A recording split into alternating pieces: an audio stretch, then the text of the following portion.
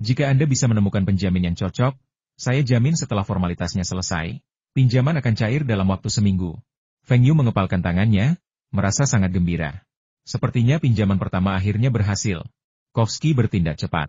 Pada hari ketiga, Feng Yu menandatangani kontrak pinjaman sebesar 100 juta rubel. Pokok dan bunga akan dilunasi sekaligus setelah 6 tahun. Suku bunga tahunan adalah 13%, dihitung berdasarkan bunga sederhana. Feng Yu hanya memberi Kovsky uang suap sebesar 3 juta rubel dan menyiapkan bonus 1 juta rubel untuk saudara Ke. Meskipun jangka waktu pembayarannya agak pendek, Feng Yu sepenuhnya bisa menerimanya, dan suku bunganya ternyata lebih rendah dari yang dibayangkannya. Uang itu tiba di rekening Feng Yu di Hong Kong, dan Feng Yu segera mentransfer jumlah yang dijanjikan kepada orang lain. Saudara Ji, saya rasa saya bisa menerima suku bunga yang lebih tinggi. Tidak perlu terlalu banyak berdebat. Feng Yu ingin mengurangi suap dan menggunakan suku bunga tinggi untuk memikat para presiden bank agar meminjamkannya pinjaman ilegal. Bagaimana mungkin Kirilenko menolak? Feng Yu bersedia membayar bunga tinggi, yang akan memudahkannya beroperasi. Hari ini mereka akan bertemu dengan Presiden Cabang Belarus. Tujuan Feng Yu saat ini adalah efisiensi. Ia harus mengamankan semua pinjaman dalam waktu sesingkat mungkin. Karena dalam beberapa bulan, didorong oleh nilai tukar ganda, nilai tukar rubel dolar resmi akan naik pesat dari 0,61 menjadi 1,81, sementara nilai tukar pasar akan semakin terdepresiasi. Berkat bantuan Kirilenko, Feng Yu berhasil memperoleh pinjaman masing-masing 100 juta rubel dari 3 bank milik negara Soviet berturut-turut, dengan total 300 juta rubel. Total suap yang ia bayarkan hanya 11 juta rubel. Meskipun suap tersebut tampak tinggi, dibandingkan dengan keuntungan yang akan diperoleh Feng Yu, jumlahnya hanya setetes air di lautan. Feng, apakah kamu masih ingin melanjutkan pinjaman? Cabang-cabang di negara-negara sekutu kecil itu mungkin juga bisa memberikan pinjaman, tetapi jumlah pinjamannya pasti tidak akan sebesar ini. Masih bisakah saya mendapatkan pinjaman? Saudara Ji, asal saya bisa mendapatkan pinjaman, meskipun setiap bank hanya meminjamkan 10 juta rubel, saya akan mengambilnya. Kesempatan bagus seperti ini jarang terjadi dalam satu abad, jadi Feng Yu harus berusaha keras untuk mendapatkan keuntungan sebesar-besarnya. Kirilenko tidak mengerti mengapa Feng Yu harus meminjam begitu banyak uang dan suku bunganya semakin tinggi, tetapi Feng Yu tampaknya tidak peduli. Bagaimana mungkin dia menginvestasikan uang ini untuk mendapatkan keuntungan sebesar itu? Ketika Kirilenko membantu Feng Yu mendapatkan pinjaman terakhir dari bank milik negara, Kirilenko akhirnya tidak dapat menahan diri untuk bertanya. Feng Yu sebenarnya sudah menunggu Kirilenko untuk bertanya. Kali ini ia berencana mengajak saudara Ji. Jika semuanya lancar, ia ingin berinvestasi dalam beberapa mineral bersama saudara Ji. Penambangan di Uni Soviet tidak mungkin dilakukan tanpa dukungan kekuatan lokal. Januari atau Februari mendatang, ketika perang Teluk meletus, akan menjadi kesempatan baik bagi Feng Yu untuk mengakuisisi ladang minyak tersebut. Saat itu, harga minyak akan turun, dan nilai lada minyak tersebut secara alami akan turun juga. Terlebih lagi, rubel telah terdepresiasi secara signifikan. Sekalipun perjanjian pembelian dengan harga tinggi ditandatangani sekarang, jika rubel terdepresiasi lebih dari 3 kali lipat setelah jangka waktu tertentu, harga belinya akan terlalu murah. Saudara Ji, ingatkah saya bahwa ini adalah kesempatan besar untuk menghasilkan uang? Jika Uni Soviet hancur, menurut Anda apa yang akan terjadi pada rubel? Rubel? Perubahan apa yang bisa terjadi pada rubel? Setelah disintegrasi, hal terburuk yang bisa terjadi adalah setiap negara akan menerbitkan mata uangnya sendiri, dan rubel akan tetap menjadi mata uang utama. Kirilenko sedikit tidak setuju. Kak Ji, begini, di negaramu, orang-orang juga pakai kupon untuk beli kebutuhan sehari-hari, kan? Di negara kita juga begitu. Tapi setelah ekonomi pasar dibuka, orang-orang tidak punya kupon, tapi mereka punya uang dan tetap ingin beli barang. Ini pasti akan menyebabkan harga barang-barang konsumsi sehari-hari naik, kan? Itu cuma kenaikan harga, itu wajar. Ada apa? Kirilenko masih tampak bingung. Feng Yu menggelengkan kepalanya. Sepertinya saudara Ji sama sekali tidak mengerti keuangan.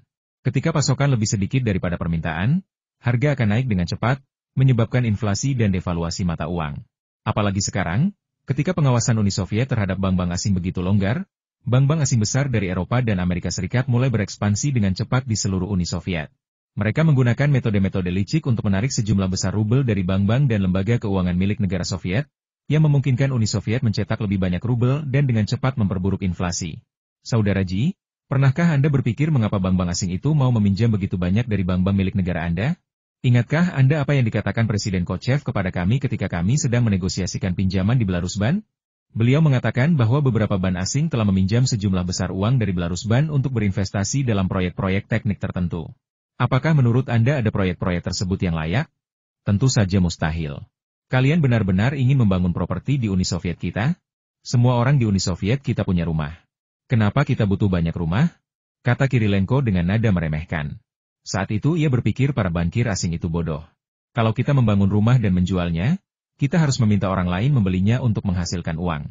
Apa Uni Soviet kita kekurangan rumah? Apakah orang-orang itu idiot? Para eksekutif Ban Sovietlah yang idiot. Proyek-proyek itu jelas palsu, hanya untuk mengamankan pinjaman. Mungkin para eksekutif Ban memahami hal ini dan hanya menerima suap besar-besaran untuk memperkaya diri. Alasan Feng Yu mengatakan bahwa saudara Ji dapat memperoleh sumber daya mineral Uni Soviet adalah karena Uni Soviet juga sedang menerapkan reformasi kepemilikan saham pada saat itu, yaitu menerbitkan saham perusahaan kepada seluruh pegawai BUMN. Rata-rata, setiap orang dapat memperoleh aset senilai 10.000 hingga 20.000 rubel. Dengan nilai tukar saat ini, jumlah ini jelas bukan jumlah yang kecil. Rakyat Soviet punya uang, tetapi hidup tetap sulit. Tak ada jalan lain, kebutuhan sehari-hari sangat langka. Maka, mereka menabung. Tapi di mana? Bank asing menawarkan suku bunga yang lebih tinggi dan layanan yang lebih baik. Kopi dan teh gratis ditawarkan saat kedatangan, dan pelayanannya selalu ramah. Maka, rakyat Soviet menyimpan semua uang mereka di bank-bank asing. Bank-bank milik negara kehabisan uang, dan tidak ada cukup uang yang beredar. Apa yang harus dilakukan? Cetak. Apakah menurut Anda ini akan mencegah inflasi? Saudara Ji, apakah menurutmu bank-bank asing itu bodoh? Tapi pernahkah kau mempertimbangkan bahwa semua uangmu disimpan di bank-bank asing? Ketika jumlah uang mencapai tingkat tertentu, itu akan memengaruhi harga di Uni Soviet MU. Apalagi sekarang dengan ekonomi pasar, lebih mudah bagi mereka untuk memanipulasi kenaikan harga dan mendevaluasi rubel. Apa katamu? Rubel sedang terdevaluasi? Kirilenko kesal. Bagaimana mungkin rubel bisa terdevaluasi? Benar. Awalnya, harga satu potong pakaian adalah 10 rubel, tetapi karena ekonomi pasar, penawar tertinggilah yang menang.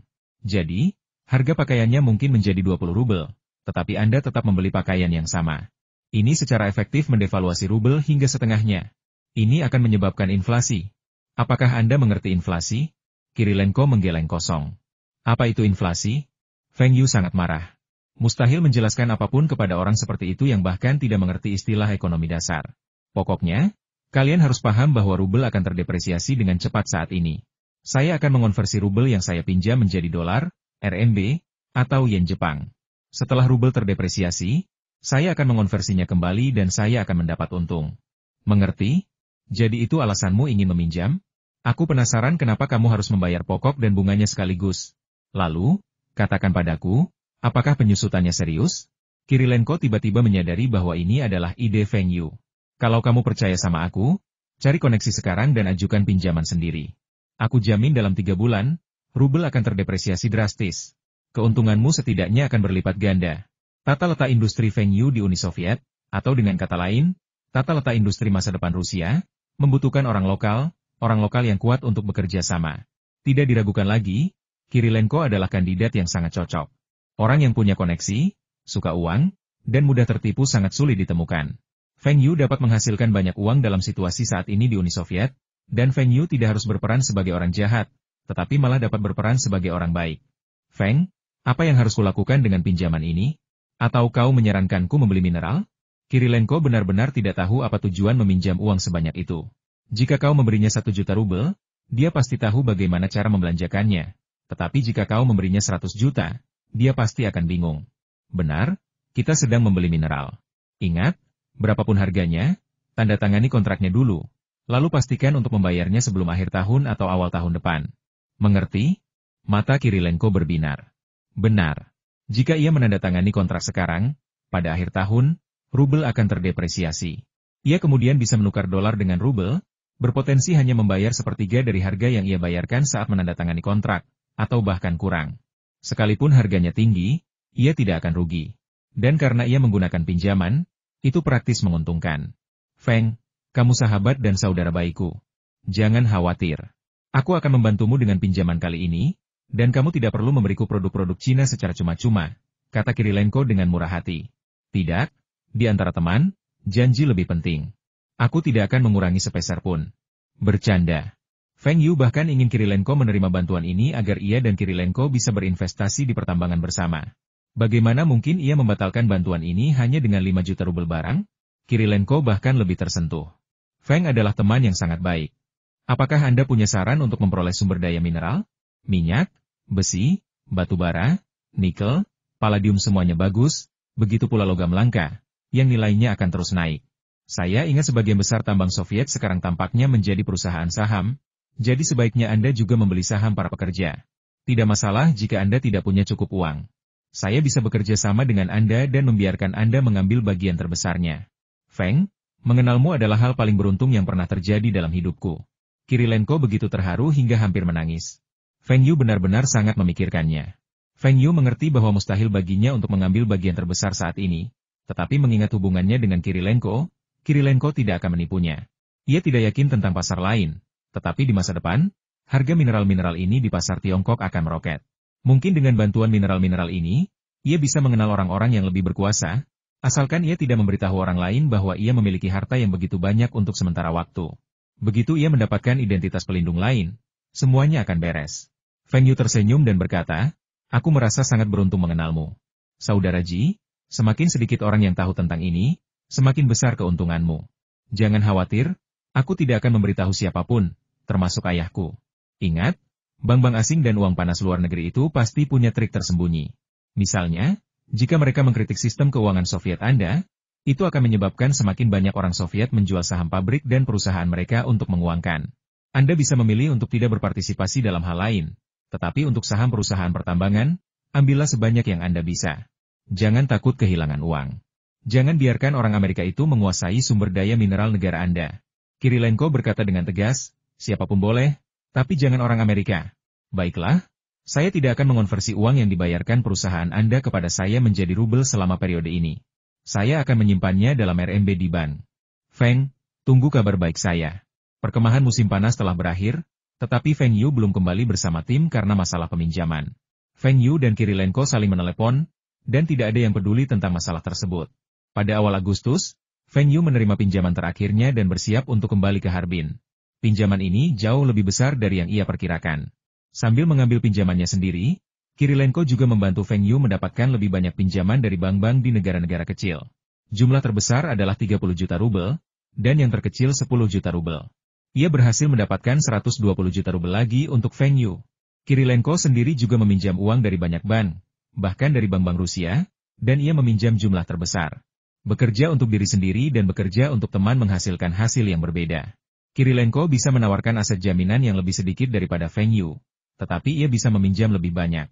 Dia meminjam 300 juta rubel dari Rusia saja, dan dia juga mencoba segala cara yang mungkin untuk mendapatkan pinjaman dari bank-bank milik negara di semua sekutu, termasuk Ukraina dan Moskow. Feng Yu kemudian menghela napas, tak heran ada yang bilang modal bisa membuat orang gila. Melihat kondisi kakak Ji saat ini, ia pun percaya. Banyak investor generasi kedua mengetahui pinjaman Kirilenko yang merajalela, dan mereka semua penasaran apa yang sedang direncanakan Kirilenko. Apa gunanya meminjam begitu banyak? Lebih lanjut, ia memberikan suap yang sangat tinggi kepada para eksekutif bank. Mungkinkah ia merencanakan bisnis yang lebih menguntungkan yang membutuhkan modal yang signifikan? Orang pertama yang bertanya adalah saudara dari Kiev. Kirilenko menjelaskan bahwa ia membantu Feng Yu dengan pinjaman tersebut. Saudara mengira Kirilenko gila. Sekalipun Feng Yu senang bekerja sama dengan mereka, bantuan Kirilenko sudah cukup. Ia menggunakan namanya sendiri untuk meminjamkan uang kepada Feng Yu. Dan bukankah ia khawatir Feng Yu akan melarikan diri atau tidak mampu membayarnya? Tak heran Feng Yu akhirnya enggan melepaskan diri dari Kirilenko dan bekerja sama dengannya. Saudara Kirilenko yakin ia tak akan pernah bisa melakukan ini. Generasi kedua yang awalnya bermitra dengan Kirilenko juga merasa langkah Kirilenko agak berlebihan. Atas desakan saudara Ko, mereka semua menyatakan tuntutan untuk menarik saham mereka dan membantu Kirilenko mendistribusikan produk-produk Tiongkok di masa mendatang sesuai kontrak. Kirilenko sangat marah atas pengkhianatan mereka, jadi dia membeli semua saham, termasuk milik saudaranya. Orang-orang itu sangat bahagia. Setelah beberapa tahun bekerja sama dengan Kirilenko dalam perdagangan Tiongkok, masing-masing dari mereka telah menghasilkan jutaan rubel. Saudara Kirilenko bahkan lebih bahagia lagi. Kali ini, ia akhirnya menyingkirkan mereka semua secara terang-terangan. Mulai sekarang, perdagangan dengan Tiongkok akan menjadi milik saya sendiri. Sebelum Kirilenko mengambil pinjaman, ia berkonsultasi dengan beberapa profesional untuk analisis. Kesimpulan mereka senada dengan Feng Yu. Mereka yakin inflasi di Uni Soviet akan memburuk, tetapi tidak separah yang diprediksi Feng Yu. Dengan regulasi Soviet yang kuat, semuanya akan baik-baik saja. Kirilenko sepenuhnya mempercayai kata-kata Feng Yu. Berita yang diterima ayahnya, termasuk deklarasi kemerdekaan Rusia dari Uni Soviet, membuktikan bahwa Uni Soviet benar-benar berada di ambang kehancuran. Mungkin, seperti yang dikatakan Feng Yu, pada akhir tahun depan, Uni Soviet akan menjadi sejarah. Uni Soviet sudah runtuh, jadi dari mana datangnya regulasi? Kirilenko kemudian mulai meminjam uang secara gila-gilaan, dan memanfaatkan kesempatan itu untuk meninggalkan generasi kedua lainnya. Kirilenko kini memiliki reputasi yang gemilang di kalangan generasi kedua Uni Soviet, seorang idiot yang membantu orang lain meminjam uang. Setelah mendengar ini, Kirilenko tidak pernah menjelaskannya. Ia masih mencari cara untuk cepat mengonversi semua rubel yang dipinjamnya menjadi dolar. Kalian akan tahu siapa yang sebenarnya idiot setelah beberapa saat. Setelah kembali ke Harbin, Feng Yu tidak kembali ke rumah pertaniannya. Sebaliknya, ia membuat beberapa pengaturan di Harbin dan meminta perusahaan Taihua untuk mengirimkan produk-produk Tiongkok senilai 5 juta rubel kepada Kirilenko secepat mungkin, lalu terbang ke Hong Kong tanpa transit. Kali ini, Feng Yu meminjam 420 juta rubel dari Uni Soviet, tetapi hanya menerima 404 juta rubel. Suapnya lebih kecil dari yang diperkirakan Feng Yu, tetapi jumlah pinjamannya lebih besar dari yang diperkirakan. Kirilenko sangat membantu dalam hal ini, tetapi hal ini juga menunjukkan betapa korupnya para eksekutif Ban Soviet saat itu.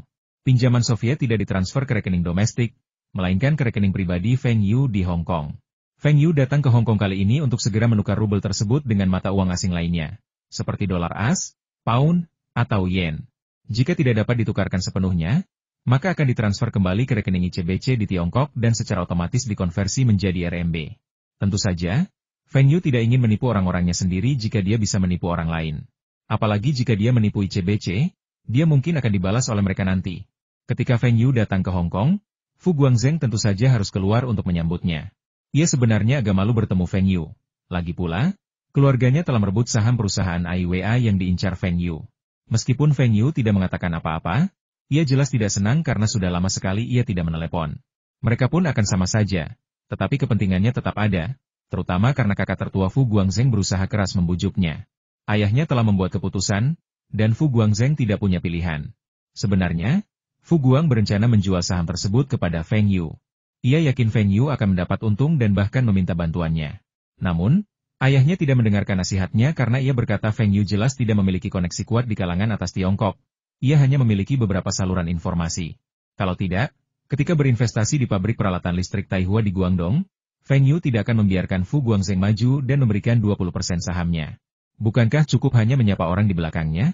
Fu Rongjin awalnya mengira Feng Yu punya koneksi di Tiongkok, dan ingin memanfaatkan kesempatan ini untuk berteman dengan orang di balik Feng Yu. Karena Feng Yu tidak memiliki atasan, pola pikirnya berubah total. Keluarga Fu berawal dari peritel, dengan jaringan penjualan di setiap benua. Tentu saja, mereka tahu produk apa yang akan laku. Mereka juga yakin pasar pemutar portabel siap untuk booming, dan produk-produk baru AIWA dikabarkan sangat bagus. Lebih lanjut, mereka sangat optimistis dengan kendali pasar Feng Yu dan menduga ia telah menerima informasi dari atas pasar pemutar portabel domestik siap meledak, dan AIWA, jika menguasai pasar Tiongkok, akan mampu meraup keuntungan dalam sekejap. Itulah sebabnya mereka mengambil alih saham AIWA secara preemptif. Meskipun status Fu Guangzheng dalam keluarga telah meningkat, ia masih belum mampu memengaruhi pendapat ayahnya. Ia ingin menjelaskannya langsung kepada Feng Yu, tetapi ia tidak pernah menemukan kesempatan yang baik. Kali ini, ketika Feng Yu datang ke Hong Kong, ia berencana untuk menjelaskan semuanya kepada Feng Yu. Saudara Feng, perjalananmu pasti berat. Aku sudah memesankan kamar untukmu di Hotel Peninsula. Aku akan datang menyambutmu. Feng Yu melirik Fu Guangzheng. Keluarga Fu benar-benar meremehkannya. Mereka hanya mengizinkan Fu Guangzheng datang menjemputnya. Bahkan menurut saran Fu Guangzheng, hanya Fu Guangzheng yang akan menghadiri jamuan penyambutan. Kali ini, saya khawatir Anda akan menderita kerugian. Hahaha. Oke, kalau sudah sampai Hong Kong, aku akan mengikuti rencana kakak Fu. Semakin jarang Feng Yu menyebut AIWA, semakin Fu Guangzheng merasa ada yang tidak beres. Setahunya, Feng Yu bukanlah orang yang akan menoleransi kerugian dalam diam. Mungkinkah Feng Yu sedang mencoba merebut kembali hak penjualan pelembab udara dan kipas angin tanpa bilah di luar negeri? Namun, keluarganya telah menganalisis bahwa Feng Yu tidak memiliki saluran penjualan luar negeri. Jika ia meninggalkan keluarga Fu dan bekerja sama dengan pihak lain, ia harus terlebih dahulu meninggalkan saluran penjualan yang telah mapan dan telah beroperasi selama beberapa waktu, yang akan menyebabkan penurunan penjualan. Selain itu, ia harus membayar denda atas pelanggaran kontrak, dan bahkan dapat memengaruhi kredibilitas Feng Yu di mata para pengusaha Hong Kong, membuat pengusaha Hong Kong lainnya tidak berani bekerja sama dengan Feng Yu. Lagi pula, keluarga Fu juga merupakan keluarga besar di Hong Kong. Keluarga besar lainnya akan memberi muka kepada keluarga Fu, sementara keluarga kecil tidak berani bersaing dengan keluarga Fu karena takut ditekan oleh keluarga Fu. Feng Yu tampaknya tidak punya pilihan lain yang baik. Ini juga merupakan alasan penting mengapa Fu Rongjin berani mengambil saham AIWA. Ia percaya bahwa Feng Yu hanya bisa menderita dalam diam. Ketika kami tiba di Hotel Peninsula, ternyata tidak semewah yang kami lihat kemudian, karena Hotel Peninsula mengalami renovasi pada tahun 1994. Setelah itu, Hotel Peninsula benar-benar dapat disebut sebagai salah satu hotel termewah dan bergengsi di dunia. Seperti dugaan kami, hanya Fu Guangzheng yang datang ke pesta penyambutan. Tidak ada anggota keluarga Fu lainnya yang datang, bahkan kakak tertua Fu Guangzheng pun tidak. Saudara Feng, mengapa Anda datang ke Hong Kong kali ini? Tanya Fu Guangzheng ragu-ragu. Oh, saya baru saja menukar sejumlah besar rubel dari Uni Soviet dan berencana pergi ke Hong Kong untuk mencoba perdagangan valuta asing. Seperti yang Anda tahu, Anda tidak bisa berdagang valuta asing di Tiongkok saat ini. Uang itu disita di bank. Mata Fu Guangzheng berbinar. Terakhir kali Feng Yu meramalkan yen Jepang akan menguat, pamannya meraup untung besar. Kali ini Feng Yu bahkan ikut bersenang-senang, yang berarti ia harus mendapatkan informasi orang dalam lagi, dan keuntungannya pasti besar. Saudara Feng, ada kabar baik, kan? Bisakah Anda membagikannya dengan saya? Feng Yu melirik Fu Guangzheng dengan senyum tipis di wajahnya. Fu Guangzheng tersenyum canggung dan terlalu malu untuk bertanya lebih lanjut. Apa untungnya aku memberitahumu berita ini? Feng Yu tiba-tiba bertanya. Hah? Feng Yu tidak menolak untuk berbagi berita itu. Dalam dunia bisnis, terutama pasar valuta asing, sepotong informasi bernilai sangat tinggi, sebuah fakta yang sangat disadari Fu Guangzheng. Bahkan di Hong Kong, ada orang yang menghasilkan uang dengan menjual informasi. Tentu saja, sumber beberapa informasi ini tidak terlalu jelas. Bagaimana kalau aku beri 30% dari uang yang kuhasilkan? Fu Guangzheng menawar dengan harga tinggi. Di Hong Kong, kebanyakan berita memiliki harga tetap. Kalaupun ada komisi, tidak akan melebihi 10%. 30% yang ditawarkannya sudah sangat tinggi. Sayangnya, harga selangit yang dikiranya akan didapatnya tidak membuat Feng Yu terkesan. Kak Fu, kalau itu kamu, mungkin aku akan setuju. Tapi begitu kamu tahu berita ini, kamu akan memberitahu kakak tertuamu dan ayahmu akan memberitahu pamanmu dan yang lainnya. Lalu seluruh keluarga Fu Mu akan tahu. Aku bahkan curiga keluarga Fu Mu akan menghubungi pengusaha besar lainnya untuk mendapatkan hubungan. Kecuali kalau keuntungan 30% yang kamu sebutkan setidaknya lebih dari 100 juta.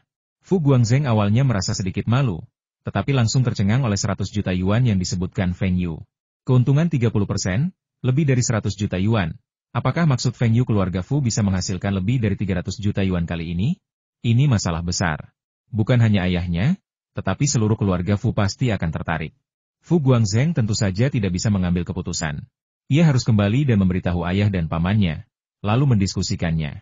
Saya tidak bisa mengambil keputusan tentang ini. Saya mungkin perlu membicarakannya dengan ayah saya. Feng Yu melambaikan tangannya. Aku tahu kau tidak bisa mengambil keputusan. Biarkan ayahmu datang. Atau jika ayahmu merasa cinta persaudaraan itu kuat, kau bisa membawa pamanmu. Aku akan bicara dengan mereka. Baiklah, kalau kamu tidak ada kegiatan malam ini, Saudara Feng, bagaimana kalau kamu pulang bersamaku untuk makan malam? Ayahku juga akan pulang untuk makan malam nanti.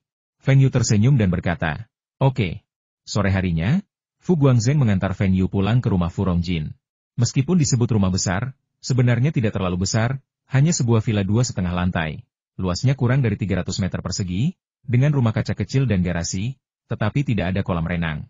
Selain dari hal-hal lain, ukurannya bahkan tidak sampai setengah dari ukuran villa terpisah milik Song Laosi. Tetapi di Hong Kong, di mana setiap jengkal tanah sangat berharga, tidak ada seorang pun yang di bawah level miliarder mampu tinggal di sana. Begitu dia memasuki pintu, Feng Yu menyerahkan sebotol anggur merah, yang merupakan etiket sosial umum di masyarakat kelas atas Hong Kong. Ketika Fu Rongjin mendengar bahwa Feng Yu ingin menjual informasi kepadanya, ia merasa Feng Yu tidak kompeten. Ketika ia melihat Feng Yu juga membawa anggur merah, ia merasa semakin meremehkan. Feng Yu ini sama seperti pemuda lain dari keluarga pedagang Hong Kong. Bukankah seharusnya ia bersikap hormat saat bertemu dengannya? Tanpa keluarga Fuku, keuntungan dari pelembab udara dan produk lainnya akan berkurang setidaknya setengahnya. Feng Yu tidak berani melawan keluarga Fuku. Xiao Feng, ku dengar dari Guangzheng bahwa kamu berencana berdagang valuta asing, dan aku punya kabar baik. Kamu mau menjualnya kepadaku? Sikap Fu Rongjin sangat arogan. Benar, Paman Jin. Kabar ini bisa membuat keluarga Fu kaya raya dalam 2 bulan, dengan keuntungan minimal 50%. 2 bulan, 50%, menurutmu kabar ini berharga?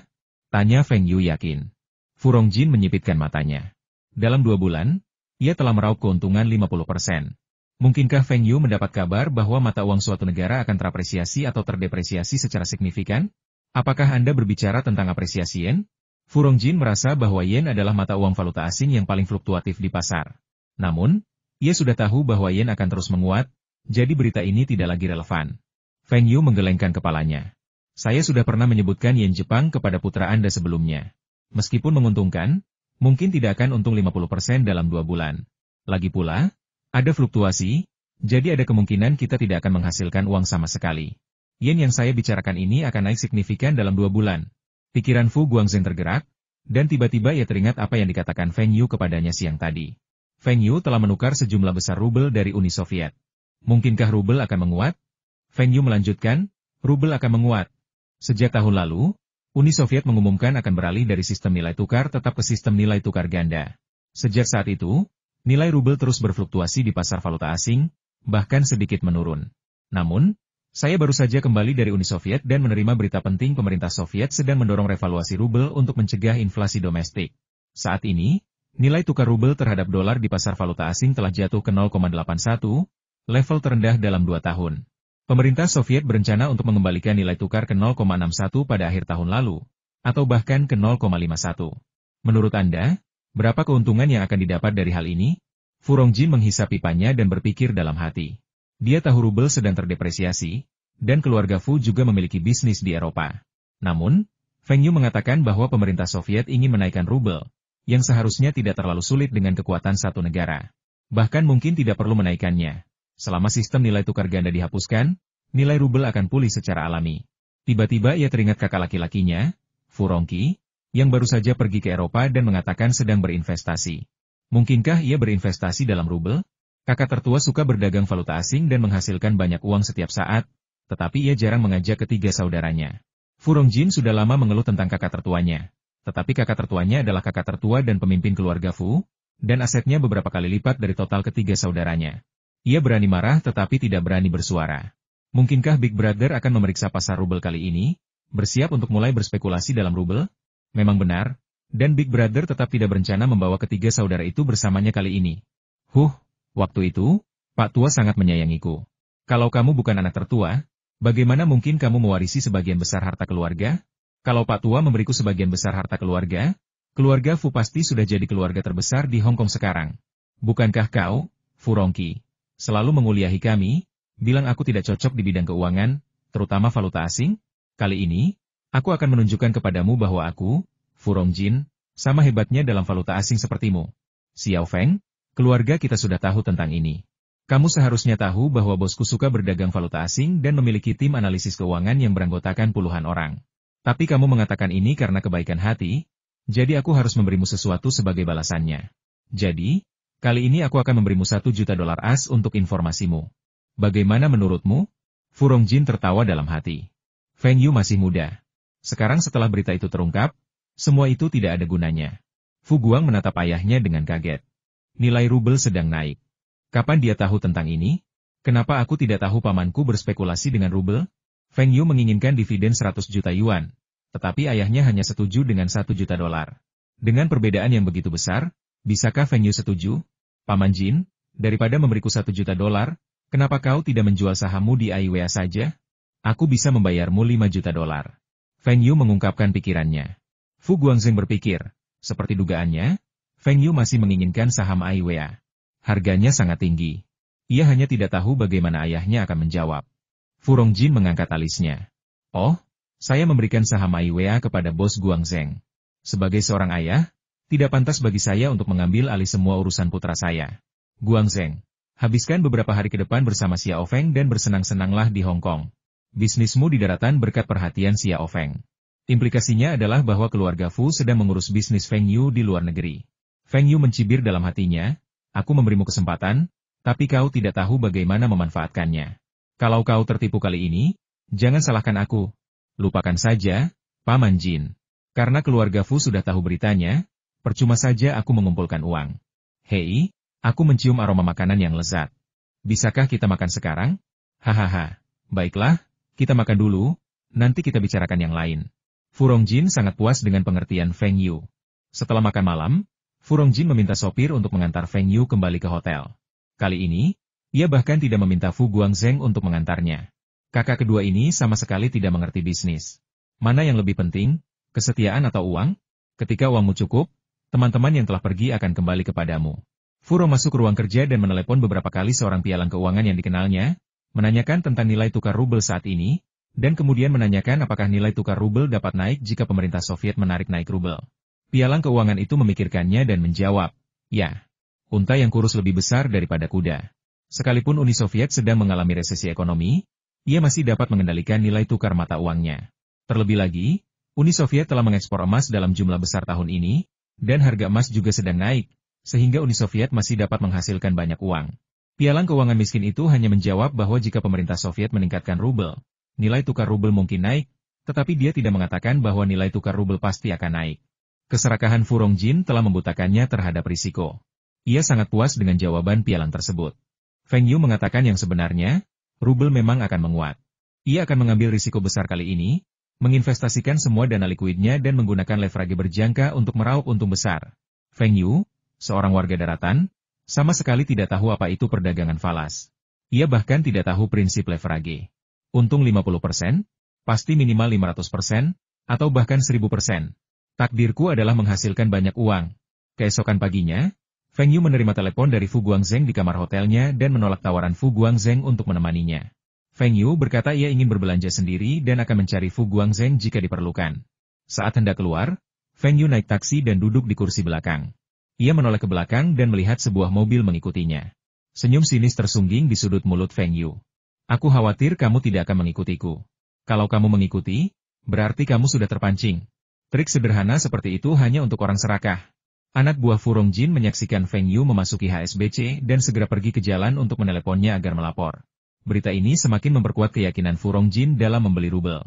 Halo, Pak. Ada yang bisa saya bantu? Seorang pemuda berpakaian seperti agen real estate generasi selanjutnya berlari menghampiri Feng Yu. Bisakah kita berkomunikasi dalam bahasa Inggris? Tanya Feng Yu dalam bahasa Inggris. Sebenarnya, ia bisa mengerti sebagian besar bahasa Kanton, tetapi ia sama sekali tidak bisa berbicara dalam bahasa tersebut. Akan lebih baik jika berkomunikasi dalam bahasa Inggris. Lagi pula, bahasa Inggris sudah termasuk dalam pendidikan dasar di Hong Kong saat itu. Tidak masalah, Tuan. Jawab pemuda itu dalam bahasa Inggris. Oke, saya punya simpanan rubel di bank Anda. Bisakah Anda membantu saya menukarnya dengan dolar? Feng Yu juga berencana untuk segera menukarkan rubelnya. Jika rubel terdepresiasi sebelum waktunya, Feng Yu akan menderita kerugian. Tidak masalah, Pak. Berapa rubel yang ingin Anda tukarkan? Saya akan mengantar Anda ke loket penukaran mata uang di sana. Pemuda itu sedikit kecewa, tetapi ia tetap ingin membujuk nasabah tersebut untuk berinvestasi pada produk keuangan yang ia rekomendasikan agar mendapatkan komisi. Feng Yu tidak mengikutinya. Sebaliknya, ia berkata kepada pemuda itu, panggil manajermu. Loket ini tidak bisa menampung ini. Aku punya lebih dari 400 juta rubel yang perlu kutukar menjadi dolar as. Pemuda itu tercengang. Klien besar, klien besar. Bagaimana mungkin dia menjadi kliennya? Jika dia bisa meyakinkannya untuk berinvestasi 10 juta saja dalam sebuah produk keuangan, komisi yang akan didapatnya pasti sangat besar. Kenapa kau berdiri di sana? Cepat pergi, kata Feng Yu dengan kesal. Ah, Tuan, silakan ikuti saya dan saya akan mengantar Anda ke kantor manajer. Su Jiarong, kenapa kamu tidak bertugas di lobi? Seorang pria yang tampak seperti pemimpin menghentikan Feng Yu dan petugas ban. Ketua tim, saya akan mengantar pria ini ke atas untuk menemui manajer. Omong kosong. Ada yang bisa melihat manajernya? Sudah berapa lama kamu di HSBC? Kamu bahkan tidak tahu sedikit pun tentang etiket ini? Ketua tim tahu Feng Yu bukan klien besar dari penampilan usia dan pakaiannya. Bagaimana mungkin klien kecil bisa melihat manajernya begitu saja? Dan Su Jiarong ini sama sekali tidak tahu apa-apa. Dia ketua tim, tapi Su Jiarong belum pernah mentraktirnya makan. Ketua tim, pria ini adalah pelanggan besar. CK klien besar, kau gila sekali dengan klien besar. Kau menganggap orang Malang ini klien besar? Apa yang bisa dia beli? Dana, asuransi, atau yang lainnya? Apa dia bisa mendapatkan 1 juta? Klien besar, kata ketua tim dengan cemberut. Wajah Su Jiarong memerah, tetapi ia tidak berani memberitahu siapapun bahwa Feng Yu ingin menukar lebih dari 400 juta rubel. Jika tidak, pelanggan ini pasti akan direnggut. Sekalipun ia tidak membeli produk keuangan, biaya penukarannya tetap akan cukup tinggi. Feng Yu baru saja hendak memberi pelajaran kepada ketua tim ketika dia melihat seorang kenalan berjalan mendekat. Manajer Yo. Manajer Yo mendengar seseorang memanggilnya. Melihat sekeliling, dan melihat Feng Yuzheng melambai padanya. Orang ini tampak familiar, masih sangat muda. Ah, bukankah ini Tuan Feng dari daratan? Dia meminjam 50 juta dolar Hong Kong dari bank, dan dialah yang menandatangani kontrak dengan Tuan Feng ketika dia pergi ke daratan. Tuan Feng, kenapa Anda tidak menelepon saya ketika Anda datang ke HSBC? Apakah Anda kehilangan kartu nama saya? Canda manajer Yao. Hahaha, kalau hilang, aku nggak berani ke HSBC, kata Feng Yu sambil tersenyum. Manajer Yao, teriak ketua tim dan Su Jiarong bersamaan. Ada apa? Kenapa kalian berdua menerima Tuan Feng? Manajer Yao mengerutkan kening. Apa dia tidak melihat ada nasabah lain di ban? Ketika ketua tim mendengar Feng Yu menyapa manajer Yao, ia tahu Feng Yu memang bos besar. Manajer Yao tidak akan begitu ramah kepada bos kecil biasa. Sial, bos besar, berpakaian seperti ini untuk menggoda kita? Tapi karena dia bos besar, ia harus mengendalikannya sendiri. Su Jiarong, kau dengar aku? Hibur orang lain dan berhenti mengikutiku. Ketua tim memarahi Su Jiarong. Dada Su Jiarong berdebar kencang, amarahnya hampir meledak. Akulah yang datang lebih dulu, klien besar ini milikku. Feng Yu angkat bicara saat ini Su Jiarong bertanggung jawab menerimaku. Apa yang kamu lakukan? Senyum di wajah pemimpin tim membeku. Apa yang kamu lakukan? Melihat manajer Yao melotot padanya, ia segera berpamitan dan pergi.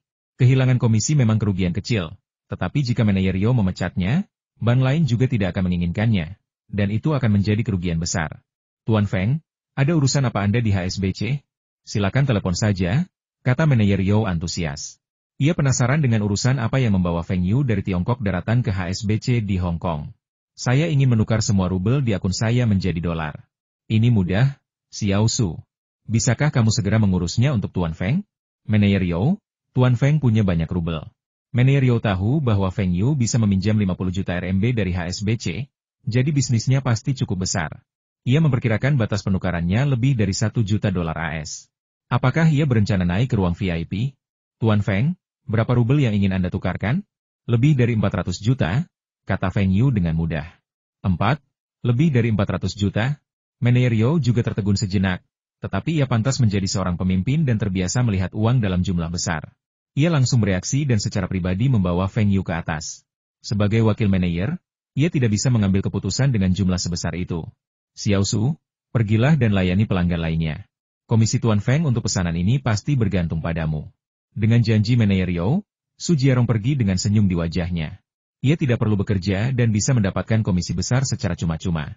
Sepertinya ia harus lebih proaktif dalam menerima tamu saat mereka datang lagi. Tuan Feng, ketika Anda mengonversi rubel langsung ke dolar, akan ada perbedaan nilai tukar tertentu. Apakah Anda mengerti? Feng Yu mengangguk. Baik sekarang maupun di masa depan, pasti akan ada perbedaan, tetapi sulit untuk mengatakan siapa yang akan menang. Karena Tuan Feng ingin menukarkan dolar AS, bukan dolar Hong Kong, kami juga akan mengenakan biaya penanganan sebesar 2%, dengan biaya minimum 50 dolar Hong Kong. Feng Yu mengerutkan kening. Mengapa biayanya begitu tinggi? Ia ingat bahwa di kehidupan sebelumnya di Tiongkok, biaya penukaran mata uang asing hanya sekitar 1%. Apakah sekarang di Hong Kong begitu mencurigakan? Bukankah itu agak tinggi? Saya ingat seseorang memberitahu saya bahwa biaya penanganannya 1%. Dan Anda membebankan selisih nilai tukar kepada saya? Jadi mengapa Anda masih membebankan biaya penanganan yang begitu tinggi? Saya harus mempertimbangkan untuk menukarkan uang di Standard Chartered Bank. Saat itu, manajer bank berkata, Tuan Feng, biaya valuta asing yang dikenakan oleh semua bank di Hong Kong sama, yaitu 2%. Karena Tuan Feng memiliki pesanan yang begitu besar, saya akan memberinya diskon. Bagaimana kalau 1,7%? Oke. Tukarkan semua rubel di rekening saya ke dolar AS. Berapa lama sampai saya bisa menggunakan dolar AS di rekening saya? Hanya dengan satu kalimat, ia berhasil menghemat lebih dari 1 juta rubel. Tidak lebih dari 1 jam. Mohon tunggu sebentar, saya akan meminta seseorang menyiapkan dokumen kontrak. Lebih dari setengah jam kemudian, Feng Yu keluar dari HSBC. Semua rubel di rekeningnya telah ditukar menjadi dolar AS. Feng Yu menghela napas lega dan akhirnya berhenti khawatir. Sehari kemudian, Masao Kameda muncul di Bandara Hong Kong. Feng Yu memintanya datang untuk menandatangani kontrak dan berjanji akan memberinya investasi 1 juta dolar AS. Masao Kameda menunggu lebih dari sebulan, mengira Feng Yu telah gagal membeli saham pemegang saham AIWA lainnya dan tidak mau berinvestasi padanya. Akhirnya, ia menerima telepon dari Feng Yu. Berlutut dan menjilat, ini dia aku. Bagaimana persiapan perusahaan? Perusahaan sudah terdaftar dan dananya sudah masuk. Kita bisa segera mengakuisisi pabrik dan memulai produksi, ujar Masao Kameda sambil membungkuk. Baiklah, Mari kita pergi ke firma hukum dan menandatangani kontraknya. Feng Yu membuat janji temu di firma hukum Wilson di Hong Kong kemarin. Pemilik firma hukum Wilson adalah Queen's Counsel Wilson. Penasihat kerajaan tidak selalu berarti pengacara yang menangani masalah hukum untuk keluarga kerajaan Inggris. Penasihat kerajaan juga mencakup mereka yang telah berpraktik hukum selama lebih dari 10 tahun dan memiliki prestasi luar biasa. Setelah mendaftar dan mendapatkan persetujuan dari Ketua Mahkamah Agung, mereka dapat memperoleh gelar penasihat kerajaan yang dianugerahkan oleh Ratu Inggris. Gelar ini juga setara dengan status. Di negara-negara persemakmuran, status pengacara kerajaan berada di antara bangsawan dan rakyat jelata. Namun, Wilson memiliki gelar lain, yaitu Queen's Counsel, yang berarti Wilson adalah penasihat hukum keluarga kerajaan Inggris dan menikmati perlakuan khusus di seluruh negara persemakmuran. Kemampuan Wilson tidak sepenuhnya tercermin dari kedua gelar ini. Wilson juga merupakan penasihat hukum di perusahaan Li Ka-shing, yang menunjukkan status Wilson di komunitas hukum Hong Kong. Ada juga 2 atau 3 pengacara dengan status yang setara dengan Wilson. Misalnya, penasihat hukum keluarga Fu juga merupakan penasihat hukum ratu. Gelar-gelar ini tidak hanya melambangkan status, tetapi juga melambangkan kemampuan mereka, dan tentu saja, ini juga berarti bahwa biaya yang mereka keluarkan sangatlah mahal. Feng Yu tidak berencana pergi ke Jepang dalam waktu dekat. Ia ingin menunjuk pengacara Wilson sebagai penasihat hukumnya untuk menangani semua masalah hukum terkait AIWA dan perusahaan yang diinvestasikan oleh Masao Kameda. Misalnya, penandatanganan kontrak, perubahan badan hukum. Wilson bahkan dapat mempekerjakan personel keuangan atas nama Feng Yu untuk melakukan audit keuangan kedua perusahaan. Harus diakui bahwa firma hukum Hong Kong pada saat itu menawarkan beragam layanan, yang cukup untuk menyelamatkan Feng Yu dari banyak kesulitan. Feng Yu hanya menjelaskan niatnya, dan orang-orang dari firma hukum Wilson membantu menyusun kontrak. Sayangnya, orang yang membantu Feng Yu dan timnya menangani bisnis tersebut bukanlah pengacara Wilson sendiri. Pesanan tersebut merupakan pesanan kecil senilai $1 juta AS. Wilson hanya mengadakan pertemuan singkat dengan pengacara tersebut, lalu mengatur agar bawahannya menyelesaikannya. Hal ini juga menjadi alasan mengapa para pengacara senior ini membuka firma hukum mereka sendiri. Mereka menetapkan tarif sesuai dengan keahlian mereka, dan sebagian besar pekerjaan dapat dilimpahkan kepada pengacara transaksi biasa, yang gajinya relatif rendah, sehingga mereka dapat memperoleh keuntungan yang cukup besar dari selisihnya. Suatu hari, Feng Yu akan membuat Wilson memperlakukannya dengan rasa hormat yang sama seperti dia memperlakukan Li Ka-shing, dan bahkan menempatkan status Feng Yu di atas Li Ka-shing di dalam hatinya. Sesuai permintaan Feng Yu, kontrak tersebut ditulis dalam bahasa Mandarin, Inggris, dan Jepang. Feng Yu memperhatikan Kameda Masao membaca kontrak tersebut dengan saksama dan menyadari bahwa Kameda Masao tidak hanya fasih berbahasa Mandarin, tetapi juga bahasa Inggris. Sungguh berbakat. Astaga, dia juga jago 3 bahasa. Berarti dia mirip banget sama penjual boneka tiup ini, ya? Setelah membacanya, Kameda Masao menandatangani namanya, membubuhkan sidik jarinya, dan membawa paspornya ke firma hukum untuk disalin. Feng Yu juga menandatangani dan membubuhkan sidik jarinya, lalu meninggalkan salinan paspornya. Berlututlah, kapan pabrik ini akan dibuka? Mengenai produk-produk lain yang kuceritakan, apakah kamu berencana memproduksinya sendiri, atau menyewa orang lain untuk mengerjakannya? Tuan Feng, yakinlah bahwa semua produk akan segera diproduksi. Pada bulan Oktober, produk baru kami akan diluncurkan sepenuhnya di pasar. Saya berencana membeli beberapa mesin dan peralatan untuk memperluas pabrik, sehingga kami tidak membutuhkan orang lain untuk melakukan produksi. Masao Kameda juga tidak tinggal diam selama periode ini, menghubungi beberapa mantan karyawan Black Dragon Corporation, terutama staf penjualan dan pekerja pabrik. Jika mantan presiden tersebut tidak menggelapkan modal kerja perusahaan dan merugi dalam perdagangan saham, perusahaan tidak akan pernah bangkrut karena kekurangan dana. Selain itu, merek boneka tiup Black Dragon Corporation cukup terkenal di Jepang, dan pencatatan ulangnya akan segera mengembalikan kejayaannya. Ditambah dengan inspirasi yang diberikan Feng Yu, ia yakin dapat melipat gandakan nilai pasar perusahaan dalam 3 tahun. Kau hanya menjilati sepatuku. Kau sudah lihat klausul insentif di kontraknya? Kalau kau bisa memenuhinya, aku akan menghadiahimu saham. Semakin banyak keuntungan perusahaan, semakin banyak pula yang kau dapatkan. Bekerja keraslah, jangan mengecewakanku, dan jangan mengecewakan ayahmu. Feng Yu menepuk bahu Kameda Masao, tanpa menaruh harapan besar padanya. Masao Kameda sangat bersyukur hingga menitikkan air mata. Feng begitu perhatian sehingga ia bahkan mengizinkannya membeli merek dagang Black Dragon asli untuk digunakan. Itulah merek dagang yang didirikan oleh ayahnya. Nama perusahaan baru ini juga sangat bermakna Sixth Sense. Sixth Sense, yang mengacu pada indera hati dan persepsi ekstrasensori, menandakan bahwa produk-produknya tidak hanya menawarkan nuansa kelas 1, tetapi juga memenuhi kebutuhan batin pelanggan. Feng Yu tidak terlalu memikirkannya. Ia hanya sekadar mengungkapkan intuisi keenamnya. Ia tidak menyangka Kameda Masao akan begitu bijaksana.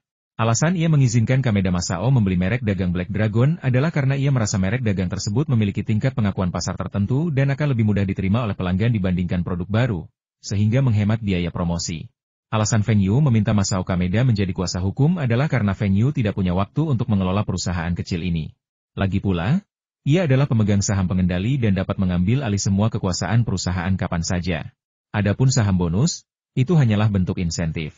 Kontrak tersebut menetapkan bahwa setelah perusahaan mencapai ukuran dan laba tertentu, Feng Yu akan memberikan Kameda Masao minimal 1% dan maksimal 10% dari ekuitasnya. Ini hanyalah metode insentif yang ia tiru dari banyak atasan di generasi selanjutnya. Sebenarnya, Feng Yu tidak punya ide bagus tentang pemasaran mainan seks seperti boneka tiup. Ia tidak peduli dengan hal ini di kehidupan sebelumnya, dan stasiun TV tidak mengizinkan iklan mainan seks ditayangkan. Bagaimanapun, apapun yang terjadi, banyak klausul dalam kontrak yang menguntungkan Feng Yu, karena dia adalah seorang investor. Selama masa ini, Kameda Masao juga diam-diam menghubungi pengusaha Jepang lainnya untuk menanyakan berapa besar investasi yang akan mereka tawarkan. Tetapi meskipun banyak yang ditanyakan, ia hanya menemukan sedikit yang bersedia berinvestasi. Dengan kondisi ekonomi domestik yang begitu sulit, sebagian besar perusahaan mempersempit ruang lingkup bisnis mereka. Berapa banyak yang melakukan diversifikasi? Beberapa orang yang bersedia berinvestasi menolak memberikan saham kepada Kameda Masao. Anda ingin saham kecuali Anda berinvestasi secara proporsional. Sebagai perbandingan, Feng Yu adalah yang paling dermawan. 10% sahamnya akan bernilai 100.000, atau lebih dari 10 juta yen.